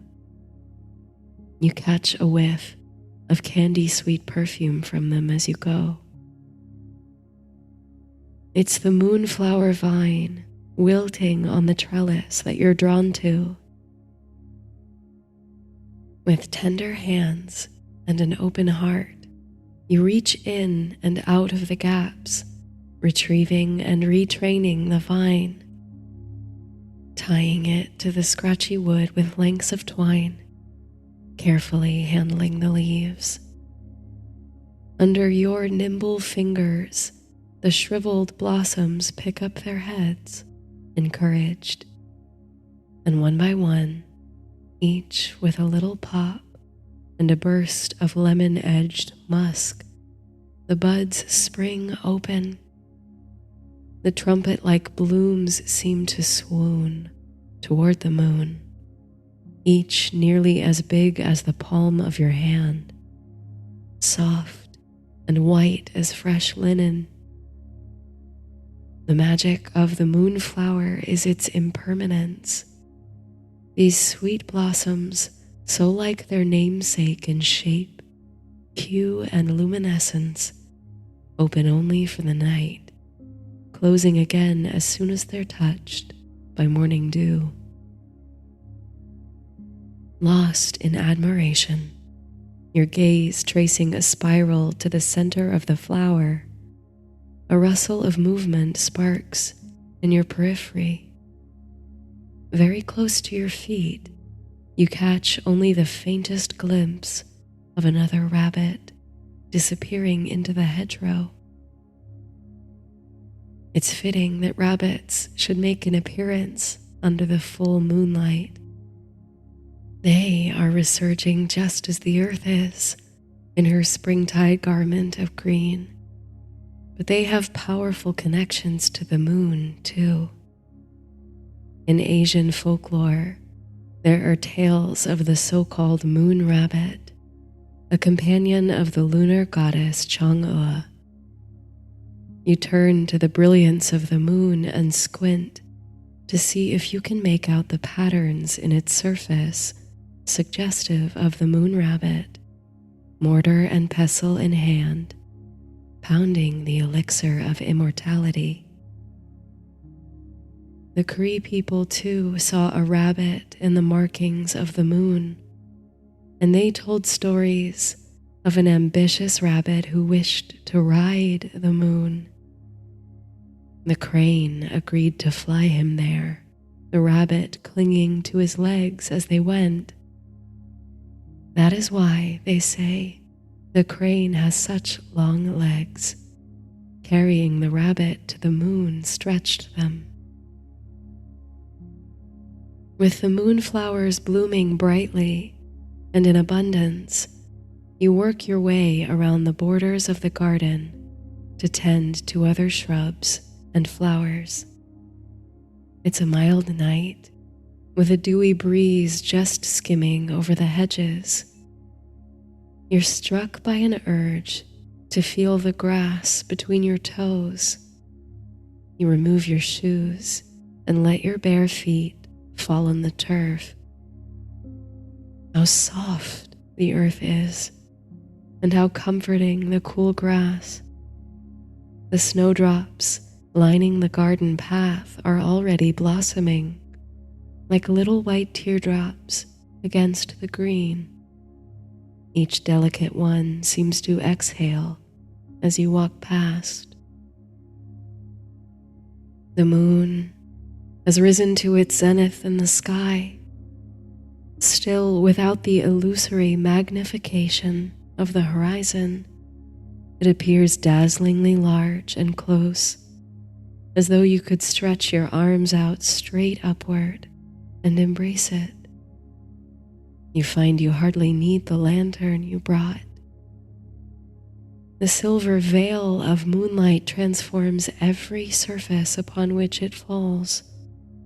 Every blade of grass, every bloom, every catkin. As the moon affects the tides, you can feel a tug within yourself, mind and body both succumbing to its call, as if the drops of water that make up your person are pulled, like magnets, toward the heart of it. You are in its sway. You set about working with the hellebore, one of your garden favorites. Kneeling to the plot where the roots reside, you place a hand to the earth, feeling the subtle vibrations there. The hellebore, like you, can be reluctant to leave its chrysalis. It may need some convincing. Nature cannot be forced to obey your will, but it can be guided by the natural magic of the year. It takes courage to grow, you remind yourself. How can you make the space welcoming, safe, for the hellebore to join you? You sit beside the roots, hands in the soil, slowing your breath to align with the shiver of the earth. You send a message to the sprouted seeds and to the deep roots through your intentions. A message not of expectation, but of compassion and unity.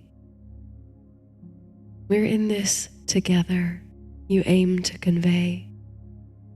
If I can soften, open, and stretch, perhaps you can too. It's safe, and I'm here beside you. In the soil, in the spaces between your fingers, and in the tremble of the deep earth, you sense resistance, hesitation. It's okay, you whisper. Take your time. I took my time too. You sit with the roots for some time, letting go of expectation and acknowledgement of the passing minutes. Somewhere in the trees, the low familiar call of a barred owl sounds. Moonlight penetrates the slipping sands between moments, infusing all with light and hidden music. And then something yields. At first, feeling a sensation of swaying forth, you think the earth is giving way. But the earth is as solid as ever, supporting your hands and body.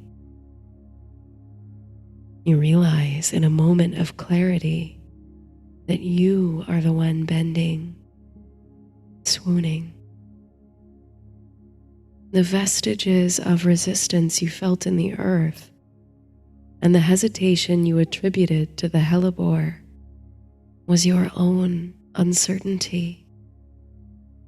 You hadn't realized you were still holding anything back, but as you finally let it go, you feel lighter, more open, as though your heart space unfolds like butterfly wings.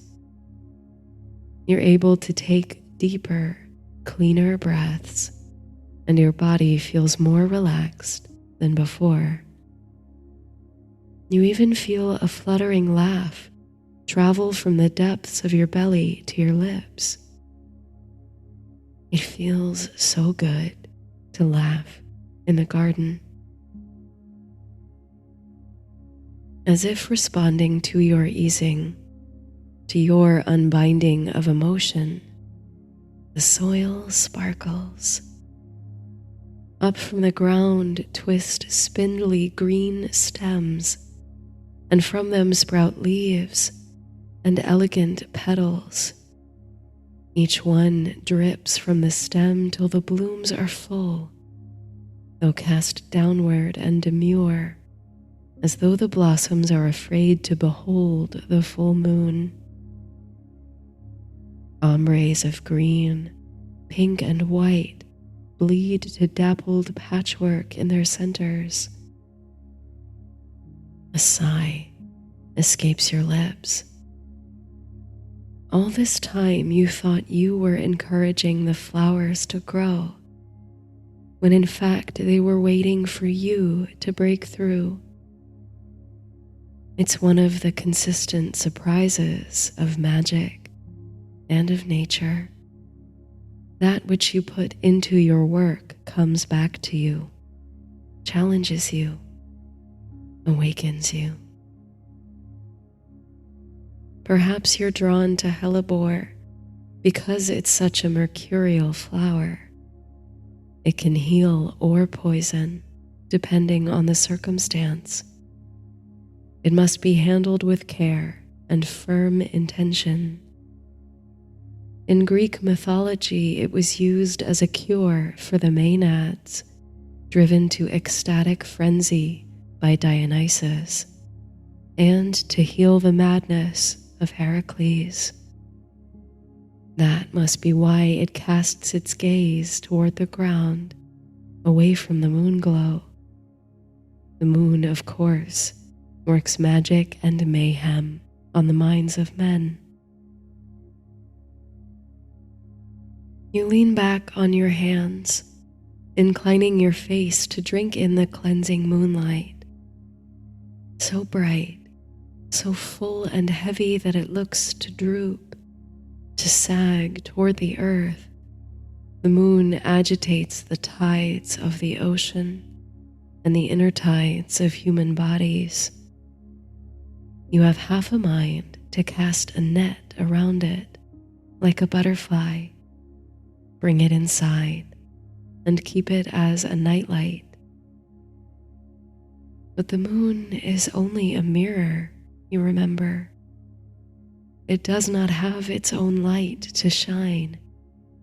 It reflects the radiance of the sun, just as it reflects the stirrings of the mind.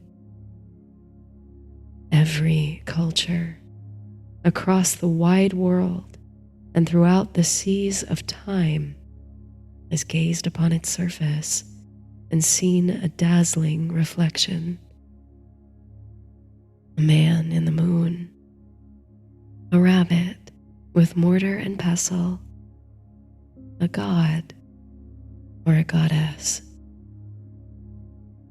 In a way, your garden is also a mirror. It transforms as you look upon it, interact with it, but it only gives back what you put forth. It anticipates your hesitations, embraces your intentions, and reminds you of the march of time. The oft repeating cycles of life, death, and rebirth are present in the phases of the moon and in the abatement and resurgence of the plants. Even as they hide, dormant beneath the soil, they live, awaiting the return of spring. There is value in spending time in shelter, withdrawing, turning inward.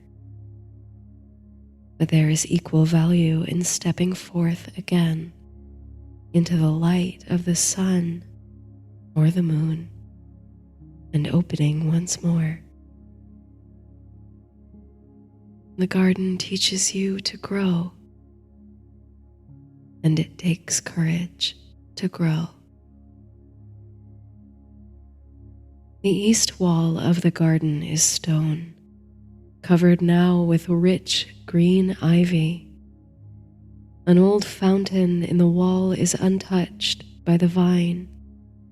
In fact, it grows so precisely around it that the ivy must have known to leave the space uncovered. At present, the fountain is quiet and no water moves through it. But it's marvelous to look upon all the same. The face of the green man adorns the fountain's head. Smiling eyes peek from behind acanthus leaves, which frame the face on all sides. When one of the decorative stone leaves begins to flicker, it turns your head. Soon you discover that it's not a stone leaf at all, but a pale green moth perched upon the head of the fountain. A Luna moth, named so for the Roman goddess of the moon. Her tapered wings, curved and leaf-like, don small, colorful patterns that resemble eyes. She twitches, flutters slightly, then returns to stillness, apparently content in such camouflage. So, you think, you're not the only one readjusting to life beyond the cocoon. The whistling trill of a nightingale in the trees beyond the garden. The night grows cool and restless, a chill wind shaking through the leaves. The flowers bend and sway. The moon begins to recede. Before you leave the garden for the night, you take a deep breath, calling in the fragrance and the fellowship of the flowers. How brave they are, you think, to shine their petals in the open air, whatever may come their way. They breathe with you, some of them stretching, lengthening toward you, as if they long to go with you beyond the hedges. Carrying your shoes in the basket of supplies and the diminishing lantern in the other hand, you tiptoe back up the garden path, up the porch steps, and into the little cottage you call home. It's very warm inside, in contrast to the cool air without. At once, a drowsiness falls over you, making your eyelids heavy. You extinguish the lantern and step softly to your bedroom, the floors lightly creaking beneath your feet. Before you climb into bed, you open your windows a crack to let in a light breeze. The welcome air immediately brightens the stagnant atmosphere of the room, bringing the sweet smell of night flowering plants to your senses. You can see the moon through the window, now with a pale yellow veil, swollen and shining over the evergreens. If only you could, like in the fairy tale, grow a flowering plant so tall it becomes a ladder to the stars. Then you could climb all the way to the sky and dance on the moon. You could search its surface for the rabbit who makes the elixir of life. You could meet the goddess who smiles down on the night. You could ride the moon like a chariot across the sky.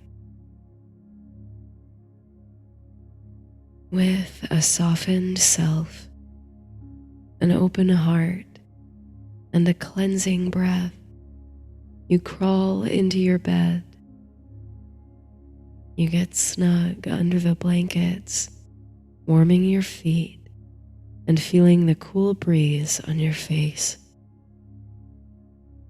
You imagine that the moon, the light of which streams in gently through the open window, is kissing you goodnight, bidding you adieu, until tomorrow night when it returns to the sky, a little smaller, but just as present. You dream of deep roots coiled in the earth, of brilliant flowers unfolding, of butterflies and beanstalks.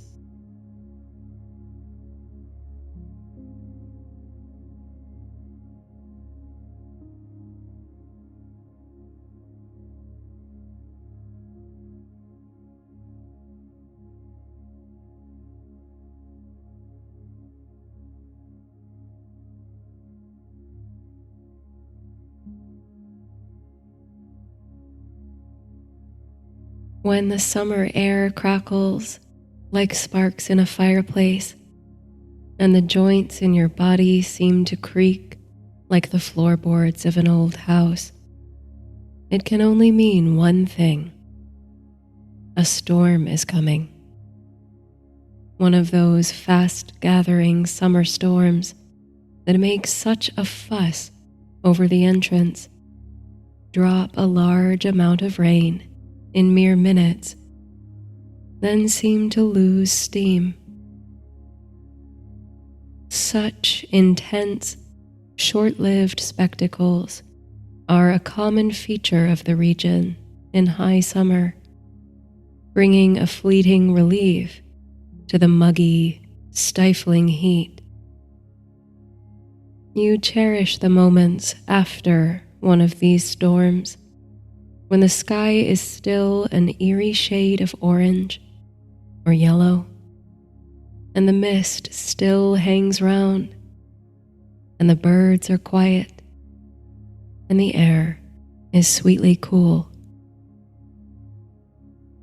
On one such afternoon, just before the storm clouds roll out and the heat rolls back in, you sit in the rocker on your screened front porch, savoring the delicate moisture in the air, the after-storm release of static, the smell of grass and roses. You like to watch the storm from start to finish, the prickling prelude, the blooming clouds, the first pitter-patter of rain on the rooftops and the sidewalks, the towering crescendo of thunder and distant lightning, and, inevitably, the denouement, the way it all recedes with a mere whimper. Sometimes, like today, the storm is so perfectly orchestrated, so aligned to an archetypal journey, that it sounds like a sonata in your head. Your fingers play along on imaginary keys. The piano in the parlor is long out of tune, or else you might sit down and play it. How long's it been since you played? Such a shame that the old thing is gathering dust. Maybe this year you'll find your way back to the keys. Maybe. You close your eyes, letting your other senses enjoy the magic of the afterstorm.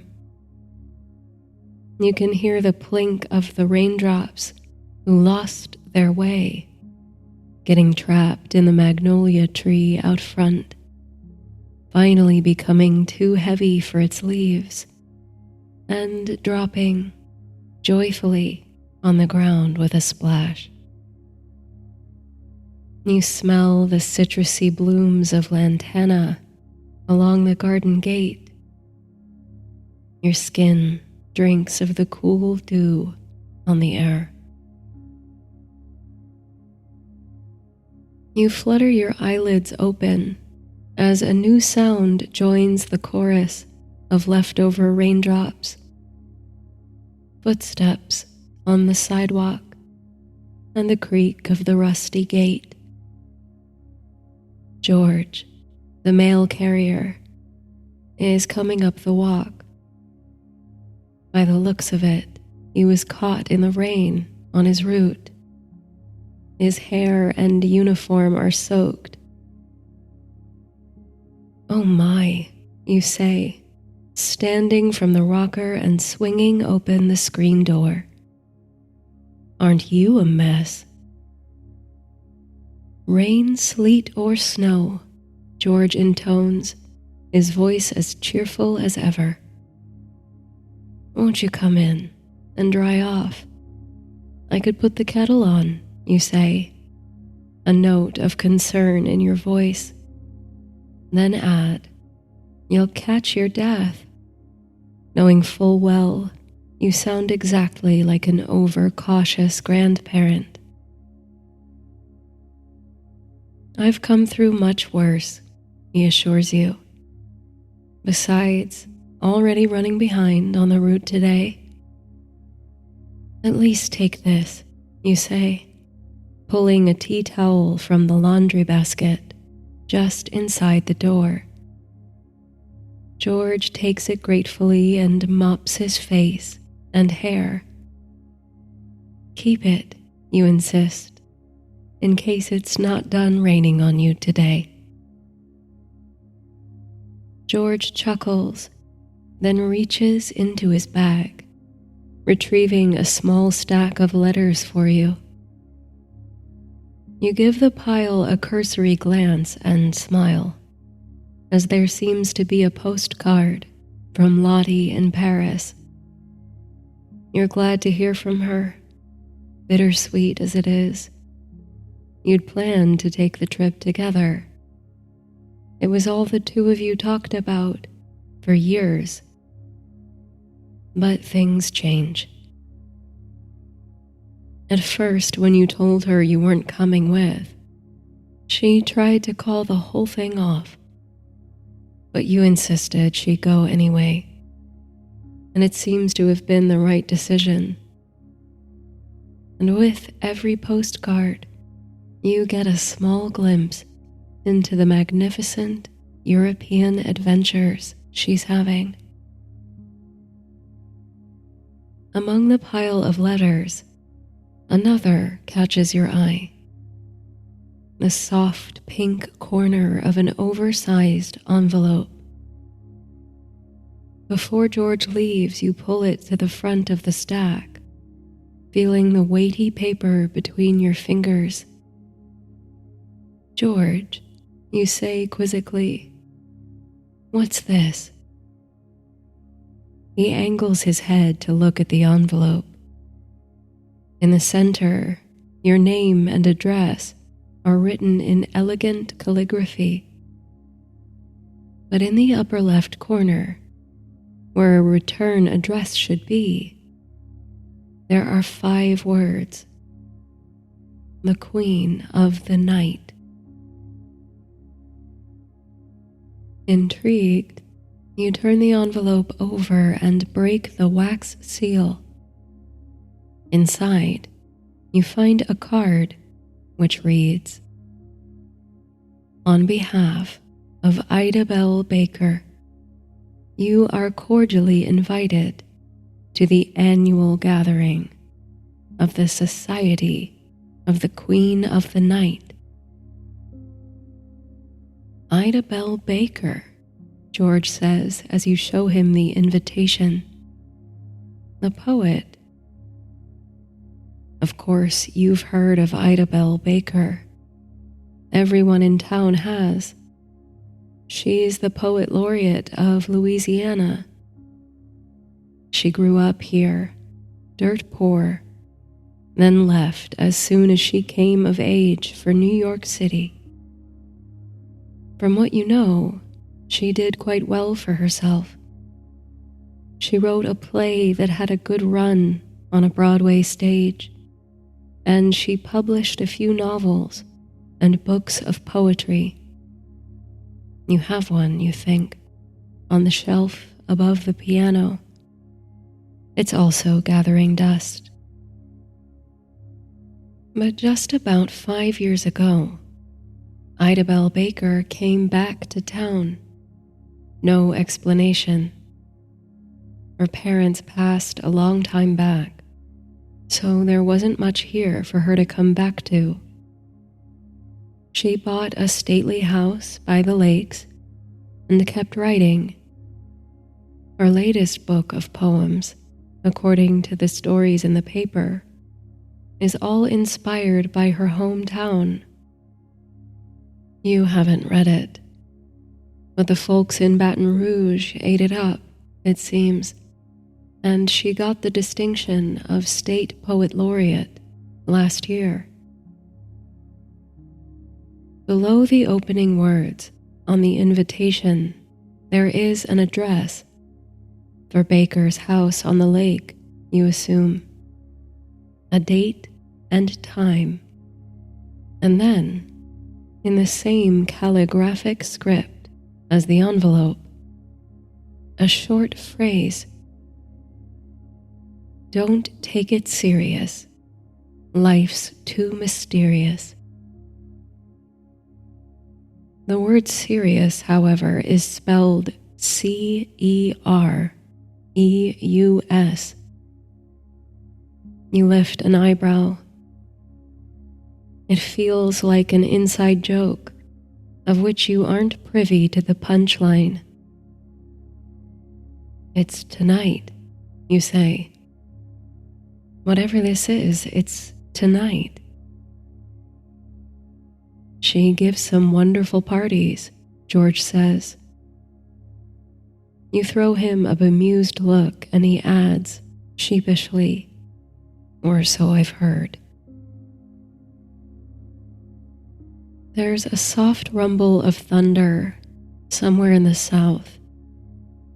Whether it's coming or going, the farewell cries of the just past storm or the stirrings of another on its way, you can't say for sure.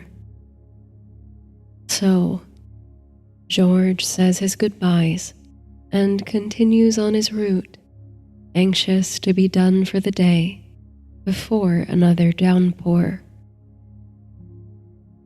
You step inside, flipping through the rest of your mail. When you determine there's nothing else of consequence in the pile, you take a closer look at Lottie's postcard.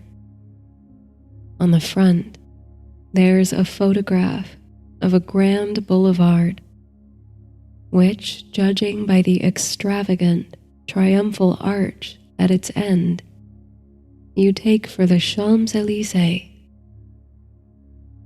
You read Lottie's message, which, though brief, absolutely sings of the wonders of Paris.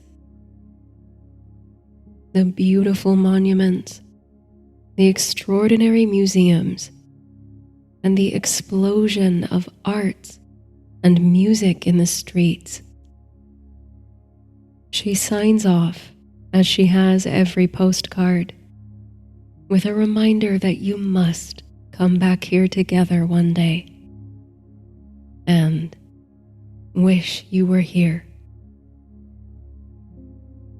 You place the postcard on the mantel next to a half a dozen others from your friend's travels. You wonder where she'll write from next. And then you return to the unexpected invitation in the pink envelope. Society of the Queen of the Night, you mutter.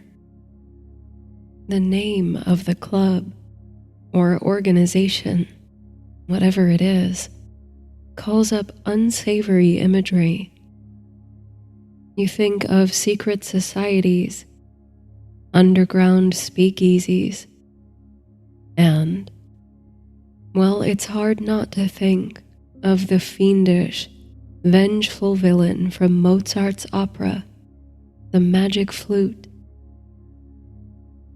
It was the first opera you ever heard, after all. You can still remember the warm crackle of the record player as it spun back the achingly high, staccato notes of the Queen of the Night's aria.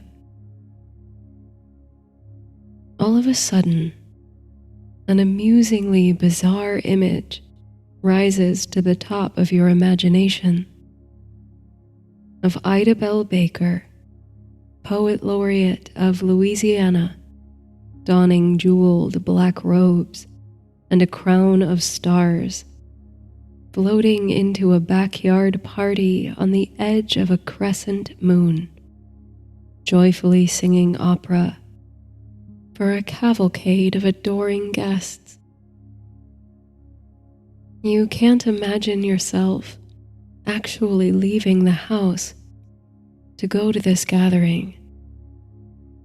You must have been invited by mistake. But a kind of morbid curiosity tugs at you, urging you to go, if only to see what the eccentric poet and her band of artistic misfits get up to on hot summer nights. When you look up from this whiff of a daydream, you find you've absent-mindedly drifted toward the upright piano in the corner of the parlor. You set the invitation down on the music rest, next to a yellowing slip of paper you refuse to put away, telling yourself you'll sit down to play again any day now. The page is covered in sloppy marks, music notes you scribbled as fast as you could the day they came to you, as if they were wispy dandelion seeds tossed to the air that you had to catch before they drifted away. At the top, there's one word: nocturne. Your fingers move on their own now, succumbing to old muscle memory, lifting the lid to expose the piano keys. Your right hand rests on the smooth ivory, and with the lightest possible pressure, you press down on 3 keys: C, E, G. You snap the lid shut again and withdraw your hand quickly, as if to trap the notes inside. But you've already heard the chord. There's no unhearing it. You're not sure what's worse: the thought that your beloved piano has fallen out of tune, or the truth that those notes rang out with perfect clarity and harmony, that the reason you don't play anymore has little to do with tuning. The distant thunder turns out to be another burgeoning storm, though this one is quieter overall and comes and goes with little ado. But by the time it passes, you've made your mind up. There's a revel to be had tonight at the home of Ida Bell Baker, and by some mix-up of the post or otherwise, you've been granted an invitation. Your usual unwillingness to wander beyond your garden gate finally loses the game of tug-of-war with your curiosity. Tonight, you will meet the society of the Queen of the Night. The sidewalks are still slick with rain when you leave the property, but the skies are surprisingly clear. It's near dusk, and the remaining clouds have a sheer, ghostly pearlescence about them. The full moon has already risen, and it takes on a reddish tint from the setting sun. The lakes aren't far. Nothing in this town is too far apart, and you've decided to walk. The trees and fences along the way are covered with the star-shaped flowers of climbing jasmine. It drips from the eaves of certain houses too, and the air is redolent of its perfume. There's a gentle slope down to the valley of the lakes. You can see the water glistering in the last of the sunlight. You know the Baker house by its most recognizable feature: a great and ancient live oak in the front yard. Its branches, which reach both skyward and earthward, sprawling broadly, drip with Spanish moss that billows in the breeze. The picturesque arbor obscures the house's facade, but you can see the shingled roof and a string of automobiles parked in its long drive. Having strategically arrived a bit later than the time on the invitation, you might have expected more of them. Perhaps it's a smaller gathering than you expected. Clutching the invitation tightly, as if you expect to be interrogated on arrival and require proof of your purpose, you make your way to the front door and bang the heavy knocker. You wait a few moments, listening for movement or voices behind the door. Then you knock again, A little louder. There is still no response.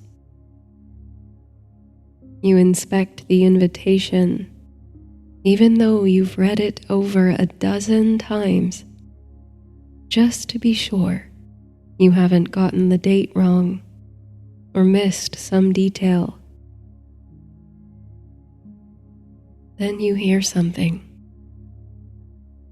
faint but unmistakable. You'd know the sound in your sleep. It's the warm, light-hearted sound of trumpet music floating over the grass. And there are voices, laughter, chatter, but it isn't coming from inside. You follow the trail of song under the limbs of the live oak, around the back of the house. The wooden gate is hung with a handwritten sign that reads, "Come on in." You catch the scent of more jasmine and orange trees, which line the garden fence as you enter. The music is clearer now, and you realize it's being played on a record player. It has that familiar, crackling quality. You pass round the citrus trees to reveal a humble and heartening home garden, lit only by scattered candles in open jars around the grass. You're not sure what you were expecting to see. An extravagant ball, a dazzling party attended by socialites in tasseled gowns and white gloves. But what you stumble into is something else altogether. In the middle of the garden, through which rustic paths cut, passing unruly hollyhock and coneflower, lined with creeping phlox and meadow sage, 7 people are seated comfortably on outdoor furniture. The wicker chairs and lounges are arranged in an almost circle on the stone patio, and the guests are engrossed in a lively conversation. Straight ahead, looking effortlessly elegant, draped over a chaise, is Ida Bell Baker. Even in the darkness, you recognize her from her portrait on the dust cover of her book. Wide eyes, sandy curls that frame her face, and a toothy, almost awkward grin. You had not imagined such a small group.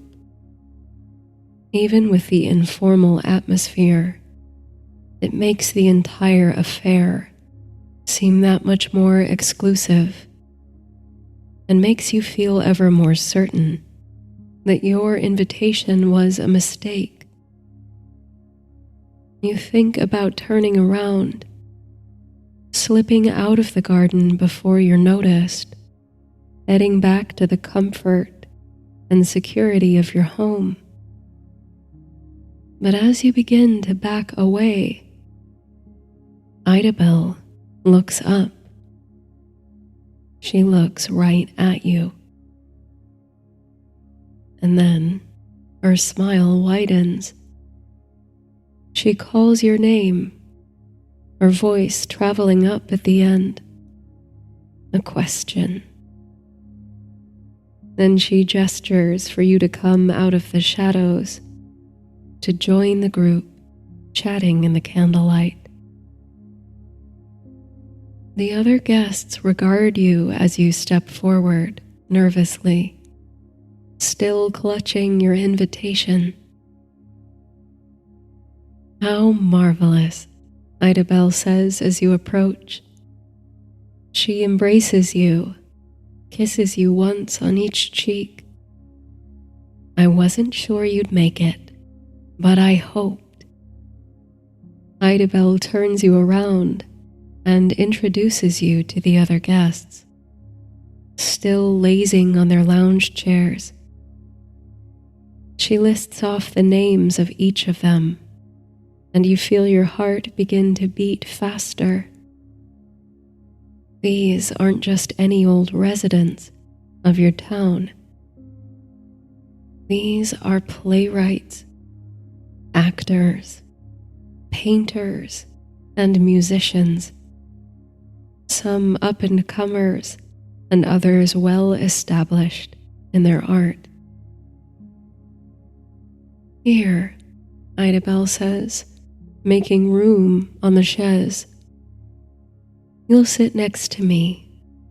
They're all discussing Picasso, and it's dreadfully boring. This remark causes a playful uproar among the guests, to which Idabel responds, "Oh, don't be ridiculous, you all. This isn't some salon, and alas, I am no Gertrude Stein. We have a humbler purpose, do we not?" You are about to ask just what this humble purpose is, who or what the Queen of the Night is, when Idabel turns to you and takes one of your hands in both of hers. "I hope you aren't nervous," she says. "Oh, I imagine you are. This must all be very unusual." You let out a half sigh, half laugh, grateful that your host recognizes the strangeness of the situation. This break in the tension gives you the courage to ask the question at the top of your mind.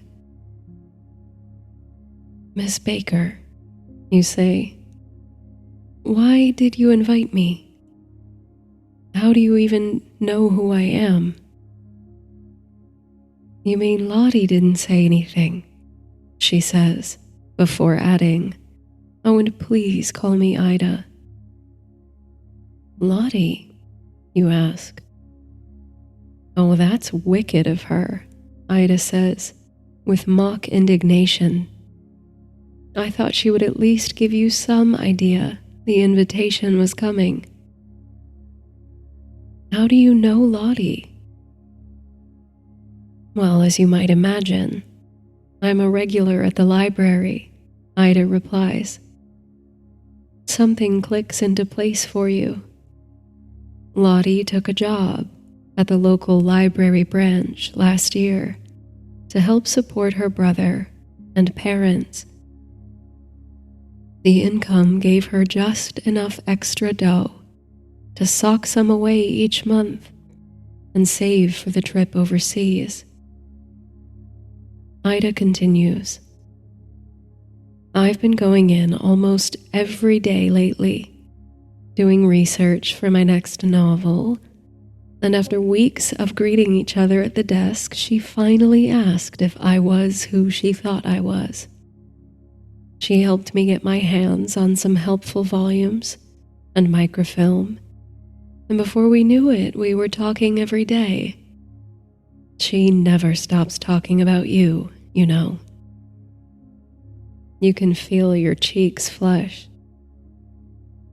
Of course, she was so disappointed when you decided not to go with her to Europe. Ida goes on, "I only knew you through her words, but it broke my heart. You seemed like just the kind of person who would blossom in Paris, or Amsterdam, or Vienna. Lottie says you play so beautifully, and your compositions." A small pang of guilt ripples through you. Here, the state poet laureate is praising your musical skills. when you haven't played in an age. But all that is to say, Ida regroups, that Lottie seemed to imply you might appreciate some company these days. And I thought you might be just what our little society needs to feel complete. The society of the Queen of the Night, you ask, intrigued that you seem closer to understanding the purpose of the gathering. It's a horribly overblown name, I know, Ida says. It was William's idea. She throws a playful look at the gentleman seated to her right, who returns it in jest. I'm sure it must sound like we're some kind of vampire club, Ida laughs. I was thinking Mozart, you smile, though you could still be right about that.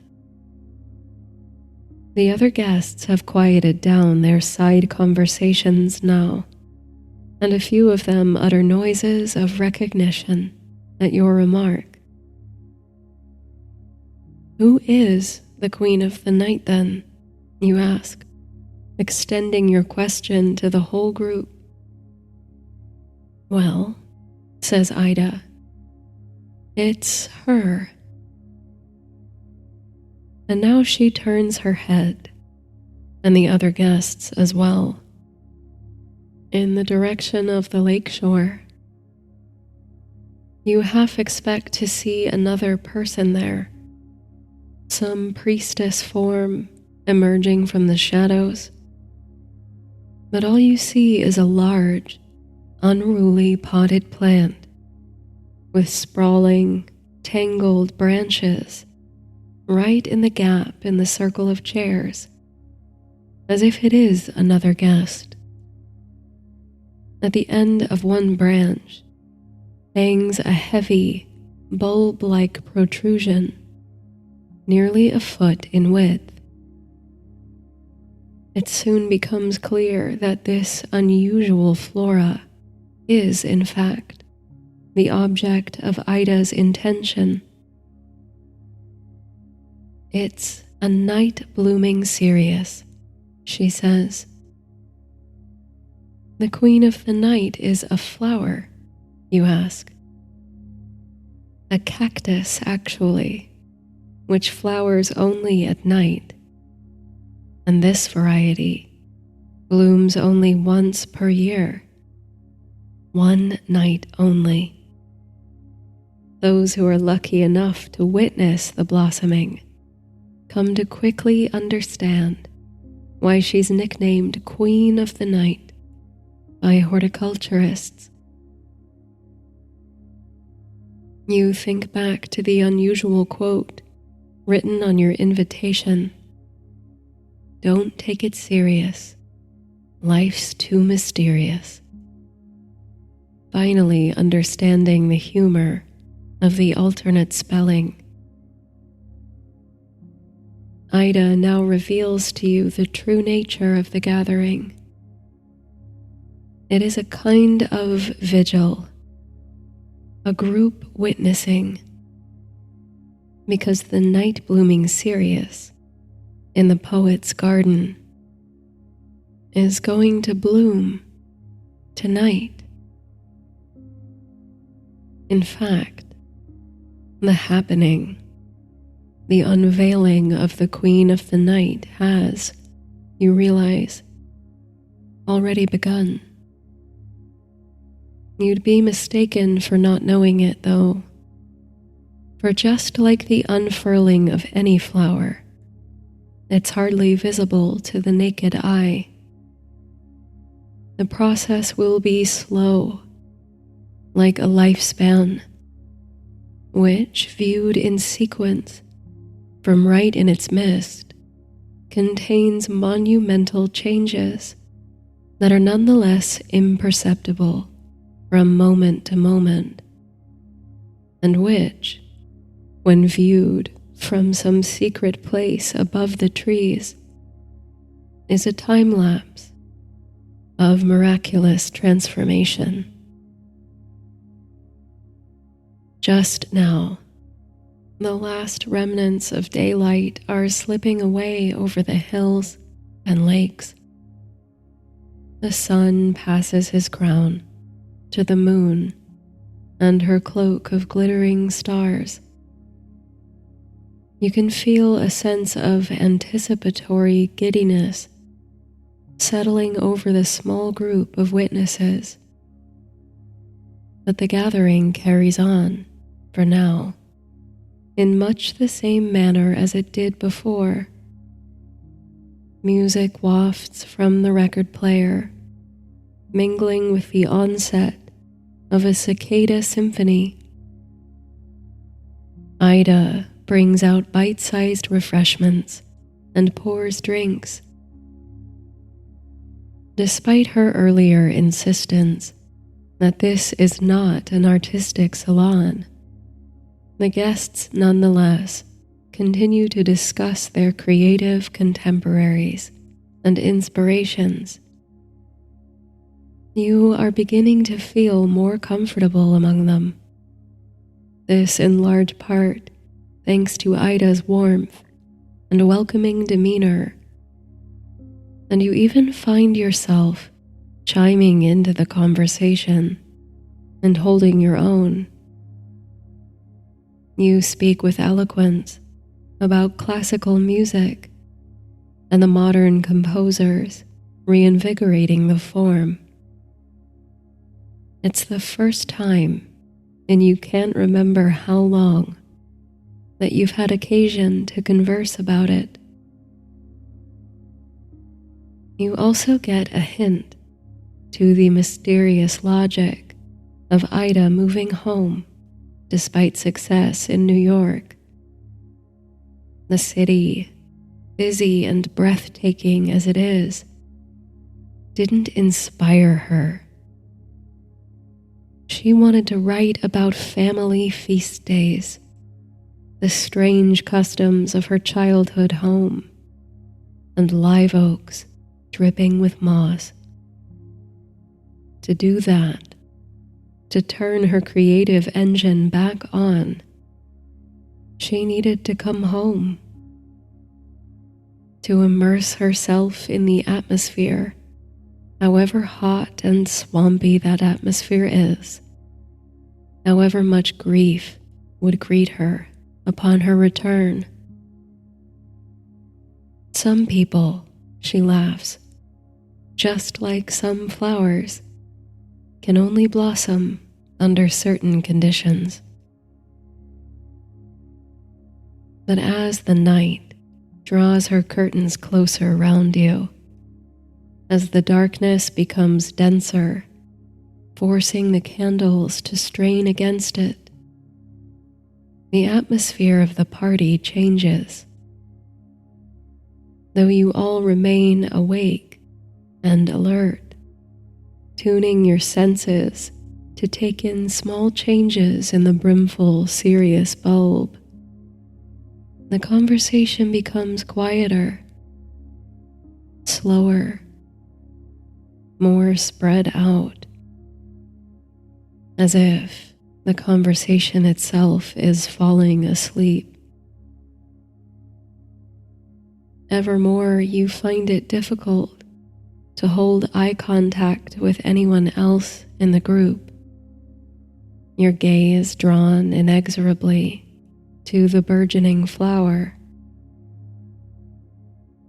Gradually, without really noticing it, you and your fellows slip into a kind of meditative, soft focus state. There is not total silence between you, for as if according to some unwritten cadence, rhythmic words and expressions still escape your lips. Sometimes a word or two in response to a question asked moments or minutes ago. Other times, mere sounds vocal gestures in response to perceived changes in the flower. You try to memorize each moment along the Queen of the Night's journey, tracking its unraveling like marks along a map.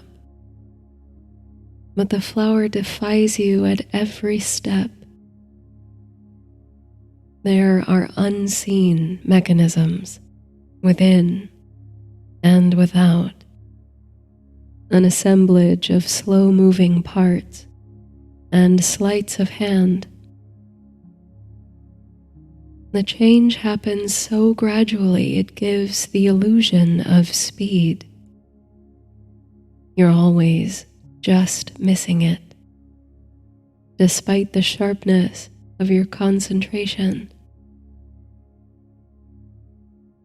The aperture of the blossom yawns open, sliding layers of creamy white petals into place, revealing infinite thread-like projections within, while a coronal of coppery outer petals branch off to frame the masterpiece. You are reminded, not for the first time tonight, of opera, of Salome with her 7 swirling veils, the spinning flute and mysterious violins of Strauss. And you are also reminded of the ancient goddess Inanna, who, in order to gain access to the underworld, had to divest herself of all her finery, removing a veil or jeweled ornament at each of the 7 gates, until at last she stood unadorned and vulnerable in the land beyond. So the flower undrapes, unveils, granting a glimpse of something that feels secret, almost wrong to behold. The other world, the inner mysteries of nature, the human eye isn't calibrated to see. Ida strikes matches in the dark and passes them amongst you. You hold yours up to illuminate the naked and complex bloom. Her white petals dance under the flame and shadow. And even now, as you imagine the flower has reached its apex, its culmination, it shows no signs of stopping its wild unfolding. And then you notice the fragrance. Twisting round you, it calls up orange blossom, citrus, vanilla, musk, and something more complicated, ineffable. The perfume intoxicates, making your head swim sweetly. It beckons you toward sleep, but at the same time enlivens your mind, sparks creativity within. In the passing of hours, the candles burn to their ends, and the matches run out. But the Queen of the Night gathers light from the moon and shines it back upon you. You gaze into the center of the flower, into the miraculous folds and filaments therein, and you might be gazing into the center of creation, the origin point of a swirling galaxy, the fractal heart of imagination itself. You think, if you drew near enough, if you leaned forward without fear, if you surrendered, you might fall head first into the center of the flower, fall further than the deepest wells, into the profoundest places imaginable. You'd leave your worldly treasures behind and access a mystery beyond comprehension.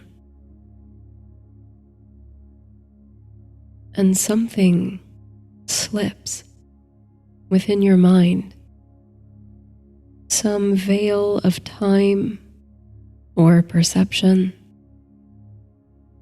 You are transposed to the register of the bloom, to its subtle, monumental motion and scale.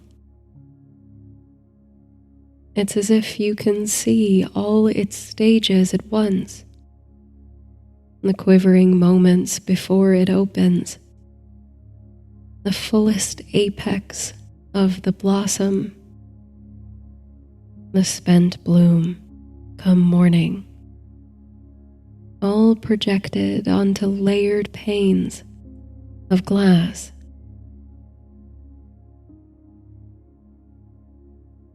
You are suddenly seized by an unexplained desire to communicate with the open flower, to shout into the void at its center and listen for an echo.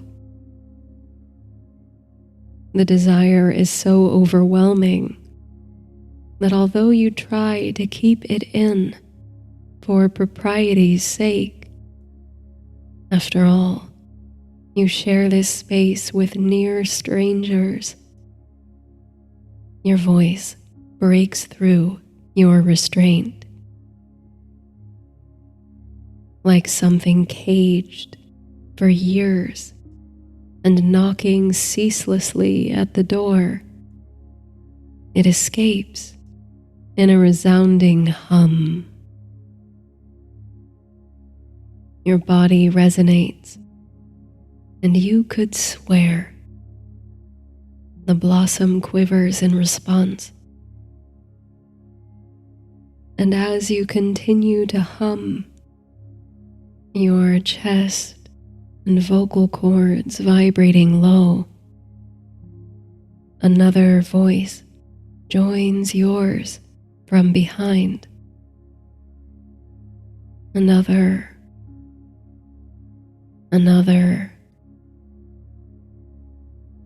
Together, the society of the Queen of the Night becomes a chorus, harmonizing with each other and with the choir of insects in the lakeshore trees. Your song is the song of the night, and it is more than the sum of its parts. For the first time in too long, you are making music.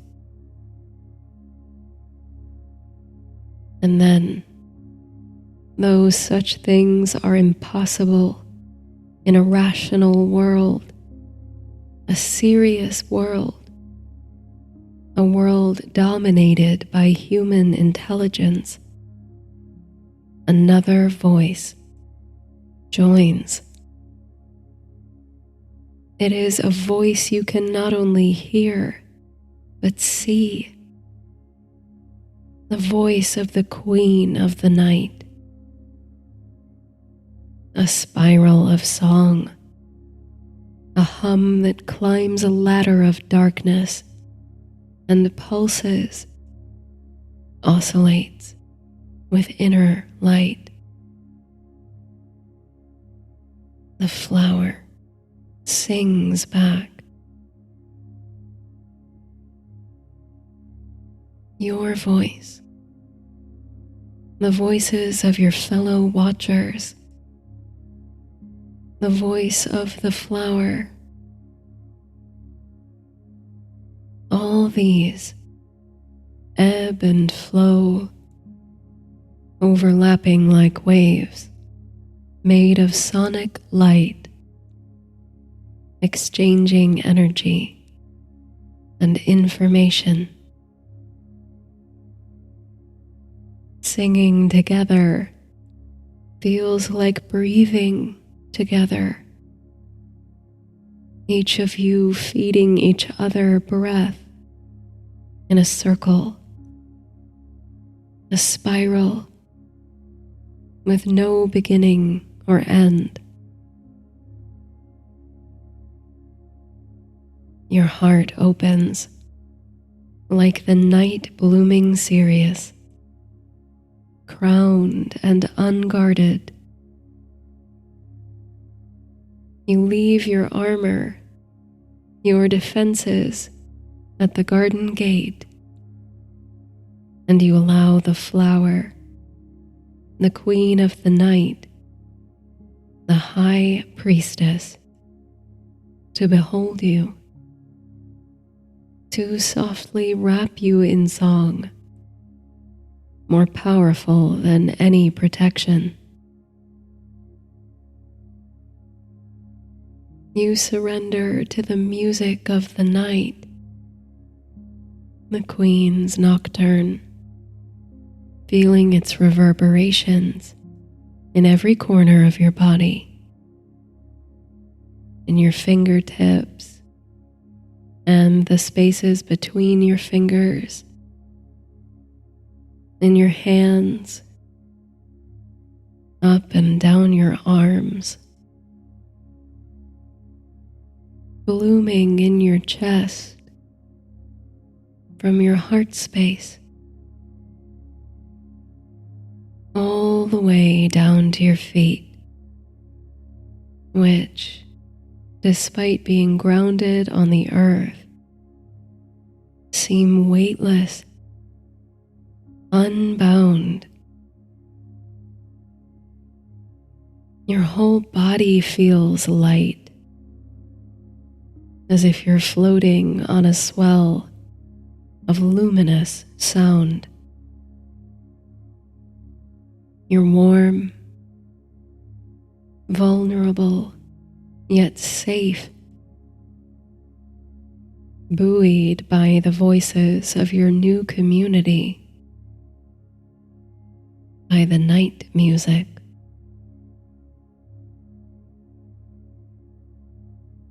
Your hands fill with light, with tingling, buzzing energy. You know this feeling, this sparkling potential, its creation, desire, which can only be sated by the feel of ivory piano keys.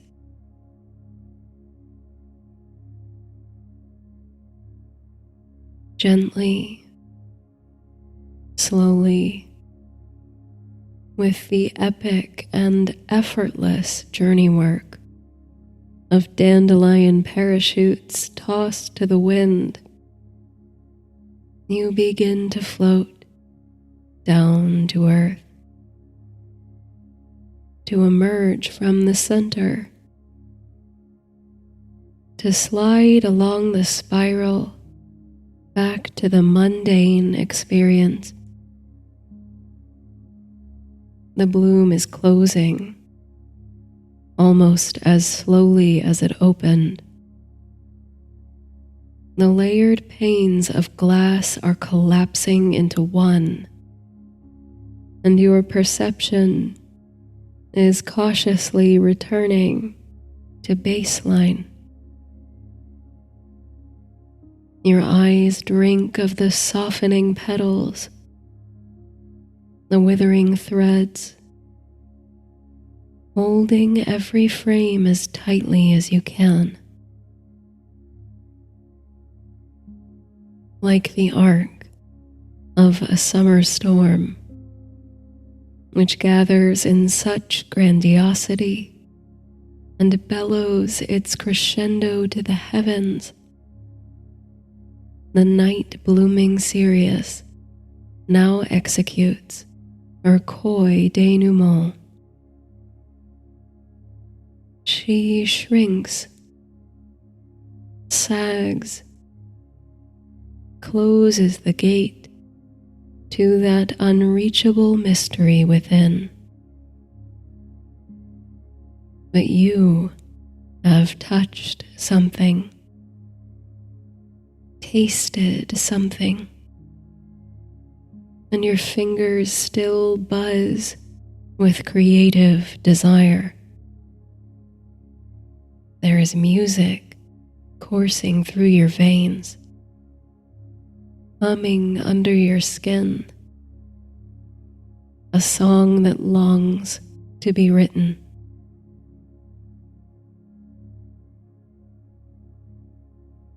Your mind holds the time lapse of the shrinking flower, just as it held the glorious unfolding. There is quiet tragedy in its ending, but there is also beauty in the decay, the aching impermanence of it.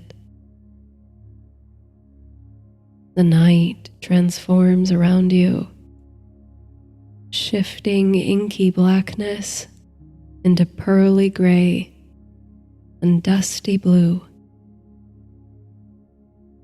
When sunrise winks from easterly, and the spell between you is weakened, not broken, speech resumes. You find your tongues again, those registers of your voice not reserved for sacred song. Eyes remain unfocused, glittering still with the nectar of mystery. Ida serves breakfast and coffee as her garden awakes under the full color of a cadent sun. The queen of the night, withered and wrung on her succulent stem, surrenders her crown to daylight. An unspoken contract, an invisible tie, binds you together with the guests in the garden, but also with every plant spirit present, every buzzing insect in every tree, every ripple on the lake. You are all bound, the society of the Queen of the Night, and you'll meet again, this time next year. The journey home is a surreal one.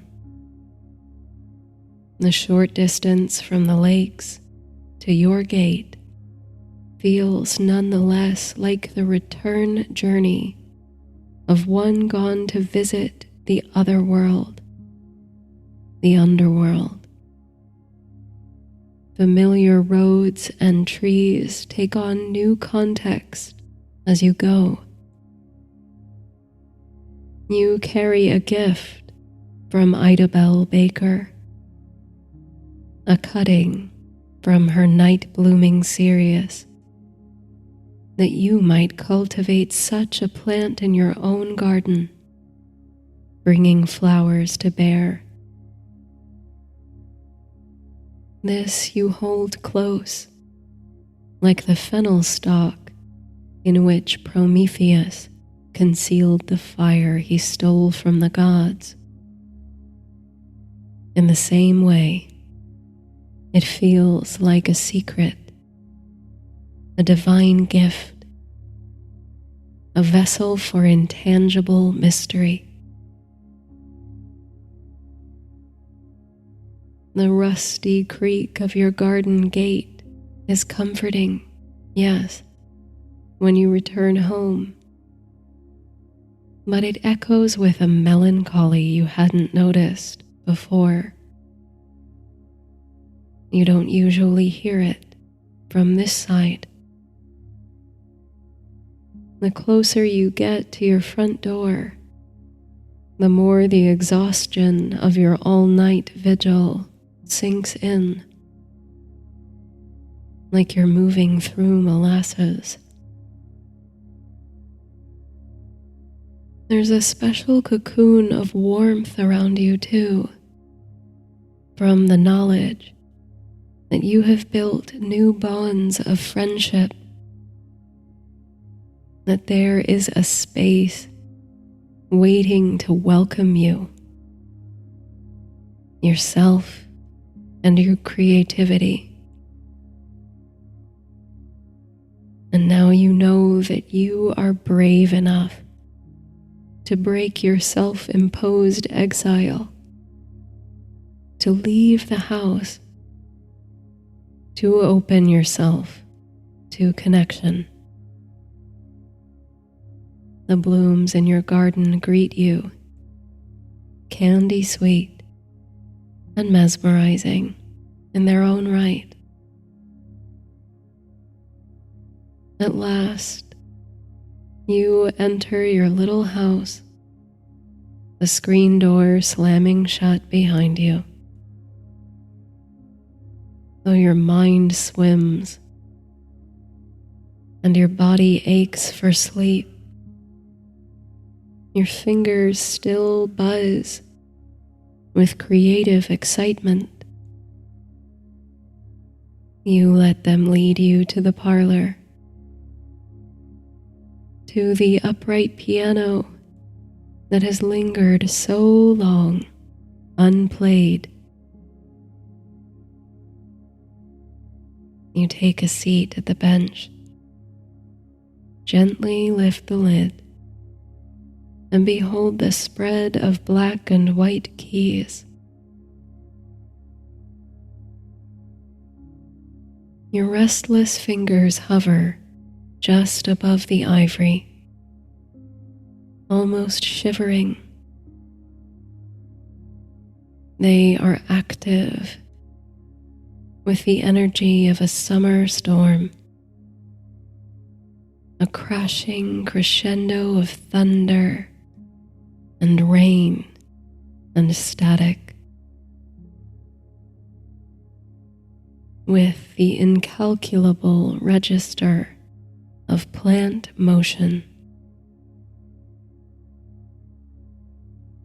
with the buzz of cicadas in the live oaks,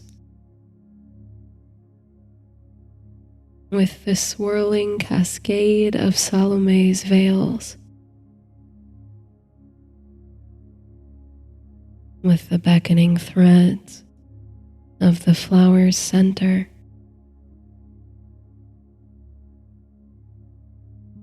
with the starry cloak of a moon goddess,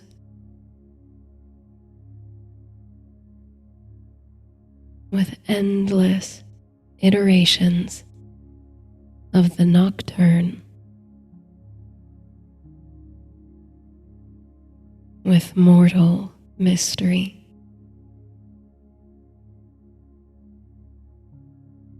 You breathe in. Your heart swells. Your fingers meet the keys.